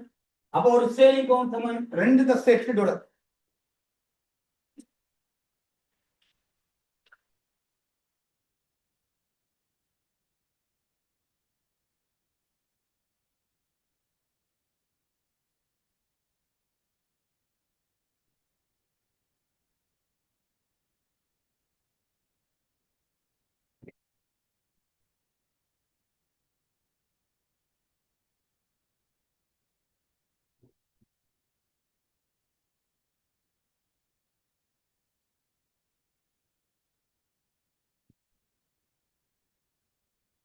சரி, ஓகே, டன். இலங்கையில 1977 நவம்பர் 14 வரை அமெரிக்க டாலருக்கு எதிராக நிலையான நாணய மாற்று பயன்படுத்தப்பட்டது. ஏன்னா அப்பெல்லாம் இலங்கை மூடப்பட்ட பொருளாதார நாடா இருந்தாங்க. இப்ப நிலையான நாணய மாற்று ஒரு நாடு பின்பற்றணும்னா ஒண்ணு அந்த நாட்டுக்கு போதுமான அளவு என்ன இருக்கணும், வெளிநாட்டு சொத்து மட்டம் இருக்கணும். போதுமான வெளிநாட்டு சொத்து மட்டம் இருக்கணும். இல்லைன்னா அப்போ அந்த நாடு என்ன நாடா இருக்குன்னு சொல்லுங்க, மூடப்பட்ட பொருளாதார நாடா. அப்ப அந்த நாடு சர்வதேச வர்த்தகத்துல ஈடுபடுறதுக்கான ஆர்வமோ இல்லை ஈடுபடுறதுக்கான விருப்பமோ இல்லாம இருக்கு. தன்னிறைவு தேசிய பொருளாதாரத்தை கொண்டிருக்கணும் அந்த நாடு. ஓகே, இப்ப தற்போது இலங்கையில காணப்படுறது என்ன நாணயம் மட்டும் சொல்லுங்க. சில பிள்ளை மிதக்கு நாணயம் மட்டும் தானே சார். அதுல நன்மை தீமை எல்லாம் பிள்ளை பகுதி 2 வினாக்கு. நீங்க பகுதி 2 செய்ய போறீங்கன்னா அதுக்கான நன்மை தீமை கொஞ்சம் தெரிஞ்சு வச்சுக்க வேண்டியதுதான். சரி, சும்மா நோமலா பாருங்க இருக்கா பிள்ளை. இலங்கை மீண்டும் நிலையான நாணய மாற்றுக்கு திரும்பினால் ஏற்படக்கூடிய நன்மைகள் என்ன, அல்லது நிலையான நாணய மாற்று வீதத்தின் நன்மைகள் என்ன? இப்போ நிலையான நாணய மாற்றால் வரக்கூடிய நன்மைகள், அதனுடைய பெனிஃபிட்ஸ் பாருங்க உண்டு. சர்வதேச வர்த்தகத்தில் ஈடுபடுகிற ஏற்றுமதியாளருக்கு இறக்குமதியாளர்களுக்கு என்ன ஏற்படும்? நிச்சயத்தன்மை. நிச்சயத்தன்மை ஏன் சொல்ல பார்ப்போம். இப்ப நாணய மாற்றம் எப்படி இருக்கு, உறுதியா இருக்குன்னா அப்ப அவங்களால தெரிஞ்சுக்கலாமே எதிர்காலத்துல எந்த அளவுக்கு நமக்கு டாலர்ஸ் தேவைப்படும், நம்ம ஏற்றுமதி செஞ்சா நமக்கு எந்த அளவுக்கு வருமானம் கிடைக்கும் என்பதை உறுதியை தெரிஞ்சு கொள்ளலாம். அதான் நிச்சயத்தன்மை ஏற்படும். சர்வதேச ரீதியாக நீண்ட கால முதலீட்டாளர்களுக்கு என்ன இருக்குது, நிச்சயத்தன்மை இருக்கு. லாங் டைம் வாகனங்கள் இறக்குமதி செஞ்சு விற்கிறவங்க எல்லாம் என்ன பிள்ளை, வெளிநாடுகளது பொருட்களை வாங்கி விற்கிறவங்களுக்கு ஒரு நிச்சயத்தன்மை இருக்கு. சர்வதேச வர்த்தகத்துல ஊக வாணிபம் என்ன செய்யாது, இடம்பெறாது. அந்த ஊக வாணிபம் என்னன்னா, விலை குறையும் போது என்ன செஞ்சாச்சு வாங்கி, விலை கூடும் போது என்ன செய்வாங்க, விற்பாங்க. இந்த டொலர்ஸ் எல்லாம் விற்பாங்க. நீங்க இந்த ஜுவல்லரியில டாலர் வாங்கலாம்னு கேள்விப்பட்டிருக்கீங்களா? எங்கெல்லாம் ஜுவல்லரி, இப்ப ஜுவல்லரிக்காரங்களாண்டா கூட வெளிநாடுகளுக்கு போயிட்டு வரவங்க தானே. அப்ப அவங்கள்ட்ட டாலர் இருக்குமா, இருக்காதா? இருக்கும். எனக்கிட்ட மலேசியா இறங்கிட்டு இருக்கு பிள்ளை, ஒரு 5 ரூபா தேவனா சொல்லுங்க தாரேன். அந்த போயிட்டு வந்தாலும் மிச்ச காசு இருக்கும் தானே. அது 5 ரூபா கிட்டத்தட்ட ஒரு 350 ரூபா. சரி, ஓகே. இப்போ அது எனக்கிட்ட இருக்கு தானே. இப்போ உங்களுக்கு எது மலேசியா இறங்கிட்டு தேவைன்னா நீங்க எங்க போயிட்டு வாங்க தேவையில்லை, அங்க போயிட்டு வாங்க. தேவையிட்ட வந்து நான் தருவேன். ஓகே, நான் தருவேன். நான் அதை கொஞ்சம் கூடுதலாக வச்சு தருவேன். இப்போ இதெல்லாம் ஒரு ஊக வாணிபம் தானே. இப்போ நீங்க டொலரை வாங்கினால விலை குறையும் போது வாங்கி, விலை கூடும் போது என்ன செய்யணும், வித்து இல்லாமல் பார்க்கலாம். இதுக்கு பேர் தான் ஊக வாணிபம். இதுக்கு என்ன பேர் சொல்லுவாங்க? ஊக வாணிபம் என்று சொல்லப்படும். அடுத்து பணவீக்கம் வட்டி வீதம் குறைவாக அமைய முதலீடுகள் பெருகி பொருளாதாரத்தில் உறுதி பயணப்படுவோம். ஏன்னா நாணய மாற்று நிலையா இருந்துச்சுன்னா ஒரு நாட்டுல அப்ப அந்த நாட்டுல மற்ற பேரின பொருளாதார மாறிகளும் உறுதியா இருக்குன்னு அர்த்தம். இப்போ பணவீக்கம் வட்டி வீதம் எல்லாம் உறுதியா இருக்கும்போது அதுக்கேற்ப முதலீடுகள் பெருகு. அப்படியே ஓடிவாங்க. இல்ல இந்த நிலையான நாணய மாற்று ஒரு நாட்டுக்கு பொருத்தம் இல்லை, அந்த நாணய மாற்று தீமையான விஷயமா இருக்கும். சரி, என்ன காரணம் பாருங்க. அப்ப நிலையான நாணய மாற்று விதத்தின் தீமைகள். நிலையான நாணய மாற்றினால் உள்நாட்டு செலாவணிக்கு மிகை பெறுமதி வழங்கப்படுவதனால் மிகை பெறுமதி நாணய மாற்றாமை. இப்ப நம்ம மத்திய வங்கி தானே தீர்மானிக்கிறாங்க. அப்ப நம்ம நாடு கரன்சி நாம என்ன செஞ்சுக்கலாம்? ஜாஸ்தி படிச்சல தீர்மானிச்சு வைக்கலாம் தானே. அப்போ ஒரு மிகை பெறுமதி ஒரு போலியான நாணய மாற்றாது இருக்கும் தானே. சென்மதி நிலுவையில் என்ன ஏற்படும் பிரச்சனைகள் வரும். நாங்க மிகை பெறுமதி நாணய மாற்றம் வச்சுக்கிட்டோம்னா வெளிநாட்டு காசு நமக்கு வரதுல சரியான மாதிரி குறைஞ்சு போயிடும். சரி, ஓகே, நம்ம அதை பிறகு ஒரு பேசுற விஷயத்தை. அடுத்து ஒதுக்கு சொத்துக்கள் சர்வதேச ஒதுக்குகளை உயர்வாக பேண வேண்டிய தேவை வரும். நீங்க நிலையான நாணயம் மட்டும் வைக்கணும்னா உங்களுக்கு அதிகமான தேவையான அது குறிப்பிட்ட அளவுக்கான ஒதுக்கு சொத்து உங்கள்கிட்ட இருக்கணும். இப்போ உங்கள்கிட்ட இருக்குது இலங்கை ரூபாவா? இப்போ அமெரிக்காவோட பிரச்சனை இல்லை. ஏன்னா அவன் காசு என்ன காசு? அமெரிக்க டாலர். இப்போ நம்ம கிட்ட பிரச்சனை நமக்கு என்ன தேவை? இலங்கை ரூபாவா அமெரிக்க டாலரா? அமெரிக்க டாலர். இனி அதை வர வச்சுக்கிறதுக்கான வேலைகளை செஞ்சுக்கிட்டே தான் நம்ம நிலையான நாணயம் மட்டும். அப்ப போதுமான அளவு இல்லைன்னா உயர்வான அளவு ஒதுக்கு சொத்துக்களை பேண வேண்டிய தேவை வரும். இதனால் இறக்குமதிகளை கட்டுப்படுத்த முற்படும் போது சர்வதேச வர்த்தகம் என்ன செய்யும்? ஒரு குலை. அடுத்து நெகிழும் அல்லது தளம்பும் அல்லது உறுதியற்ற நாணய மாற்று, ஒரு மிதக்கும் நாணய மாற்று. மிதக்கும் நாணய மாற்று, உறுதியற்ற நாணய மாற்று, தளம்பும் நாணய மாற்று பிழை. உள்நாட்டில் உள்ள அந்நிய செலாவணி சந்தையில் அந்நிய செலாவணிக்கான கேள்வி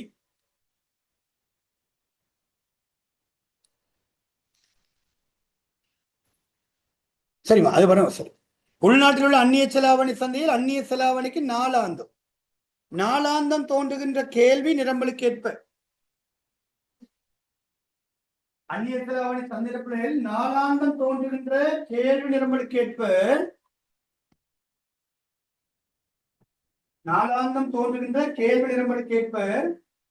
நாணய மாற்று விகிதத்தை தீர்மானிக்க விடப்படல் நெகிழும் நாணய மாற்று விகிதம் என்று சொல்லுங்க. நெகிழும் நாணய மாற்று விகிதம் என்று சொல்லுங்க. இதன் போது அந்நிய செலாவணிக்கான கேள்வி மற்றும் நிரம்பல் மாற்றமடைய நாணய மாற்று விகிதம் தளம்பல் அடையும் பிழை. அது எவ்வாறு தளம்பும்? நாணய மாற்று அதிகரிக்குமா? நாணய மாற்று குறைவடையுமா? அதெல்லாம் நாங்க பிறகு பேச வேண்டிய விஷயங்கள். சரியா பிள்ளை? ஓகே.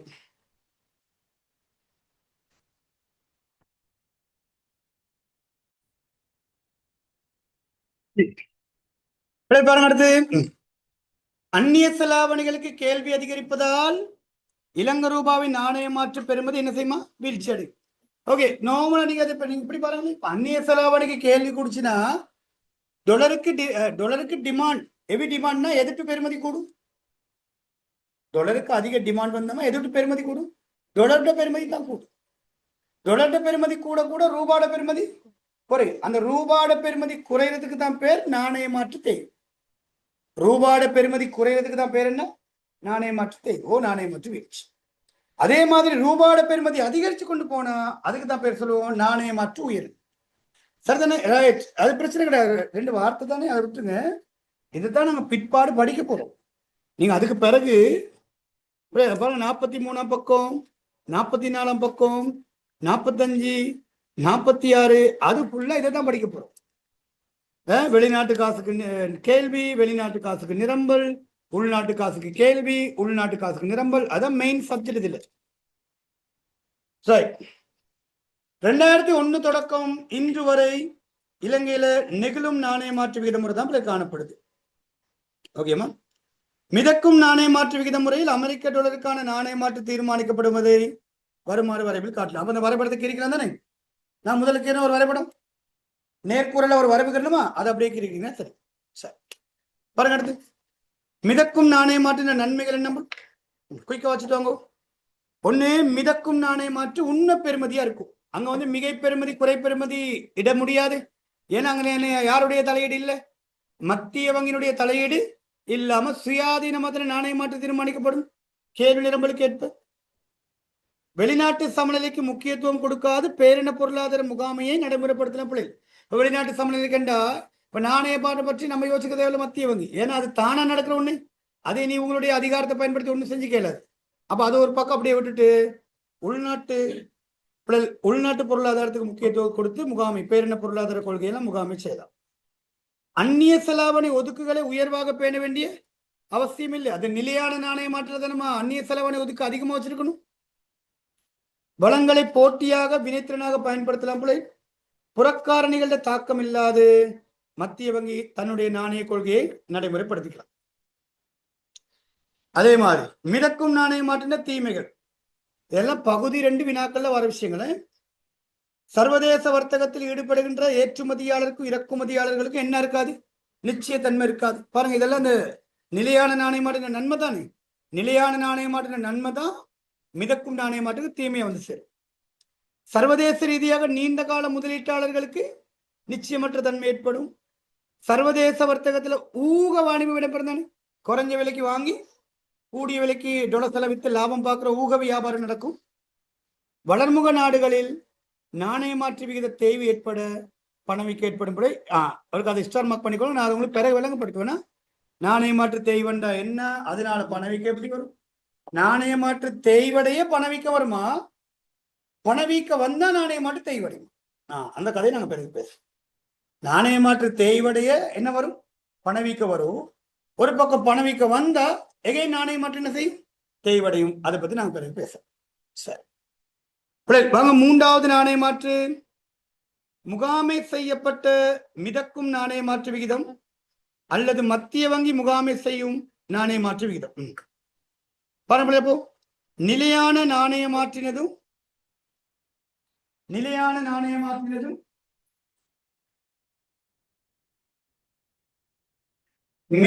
நாணய மாற்றினதும் நிலையான நாணய மாற்றினதும் மிதக்கும் நாணய மாற்றினதும் கலப்பாக அமைவதே மத்திய வங்கியால் முகாமை செய்யும் நாணய மாற்று விகிதம் எனப்படும். இதன் பிரகாரம் மத்திய வங்கியானது நிலையான நாணய மாற்று விகித முறையை பயன்படுத்தி பிரதான வெளிநாட்டு செலாவணிக்கு எதிராக நாணய மாற்று விகிதத்தை தீர்மானித்து அதனை அந்நிய செலாவணி சந்தையில அந்நிய செலாவணிக்கான கேள்வி நிரம்பலுக்கு ஏற்ப குறித்த எல்லைக்குள் குறித்த வீச்சுக்குள் தலைமுறைய செய்யும். அதன் போது நாணய மாற்று குறித்த வீச்சுக்கு வெளியே தலைமுறைய முற்படும் போது அதில் யார் தலையிடுவாங்க, மத்திய வங்கி தலையிட்டு நாணய மாற்று விகிதத்தை முகாமை செய்யும். இதான் முகாமை செய்யப்பட்ட மிதக்கும் நாணய மாற்று. இலங்கையில் இத்தகைய நாணய மாற்று 77 இருந்து 2001 வரைக்கும் இருந்துச்சு பிள்ளை. இப்ப ரீசெண்டா எப்ப இருந்துச்சு, 2020 இருந்து 2024 வரைக்கும். அப்படின்னா அந்த வாகனங்களுக்கெல்லாம் இறக்குமதிக்கெல்லாம் தடை விதிச்சிருந்தாங்கல்ல, அது வரைக்கும் இந்த மாதிரியான நாணய மாற்று வச்சிருந்தாங்க. முகாமை செய்யப்பட்ட மிதக்கும் நாணய மாற்று. இதான் நாணய மாற்றின்ற முறைகள் 3. சரி, அப்ப 3 முறைகள் விலை கொள்ளுங்கோ. நாணய மாற்றின 3 முறைகள். நிலையான நாணய மாற்றா மத்திய வங்கி நாணய மாற்று விகிதத்தை தீர்மானித்து அதனை தான் மாற்றும் வரைக்கும் நிலையாக பெறும். மிதக்கும் நாணய மாற்று நெகிழும் நாணய மாற்றின அந்நிய செலாவணி சந்தையில் அந்நிய செலாவணிகளுக்கு நாளாந்தம் தோன்றுகின்ற கேள்வி நிரம்பலுக்கு ஏற்ப நாணய மாற்று தீர்மானிக்கப்படவில்லை. முகாமை செய்யப்பட்ட மிதக்கும் என்றா 2 சேர்வதானடா. மத்திய வங்கி ஒரு வீச்சுக்குள்ள நாணய மாற்ற தீர்மானிச்சு அந்த வீச்சுக்குள்ள கேள்வி நிரம்பலுக்கு ஏற்ப நாணய மாற்றை தலைமுறைய இடமளிப்பாங்க. அந்த வீச்ச நாணய மாற்று தாண்ட முயற்சி கேட்க யார் தலையிடுவாங்க, மத்திய வங்கி தலையிட்டு நாணய மாற்ற தன்னுடைய கட்டுப்பாட்டுல வச்சுக்கிறோம். இதான் 3 விதமான நாணய மாற்று முறை. அடுத்த நாணய மாற்று வகை 5. நாணய மாற்று வகை 5 நாம அதை அடுத்த கிளாஸ்ல பார்க்கலாம். பெயரளவு நாணய மாற்று, மெய் நாணய மாற்று, பெயரளவு பயனுறுதி வாய்ந்த நாணய மாற்று, மெய் பயனுறுதி வாய்ந்த நாணய மாற்று, கொள்வனவு சமவெளி நாணய மாற்று சொல்லி இன்னும் 5 வகையான நாணய மாற்று வகைகள் காணப்படுது. ஓகே, சரி.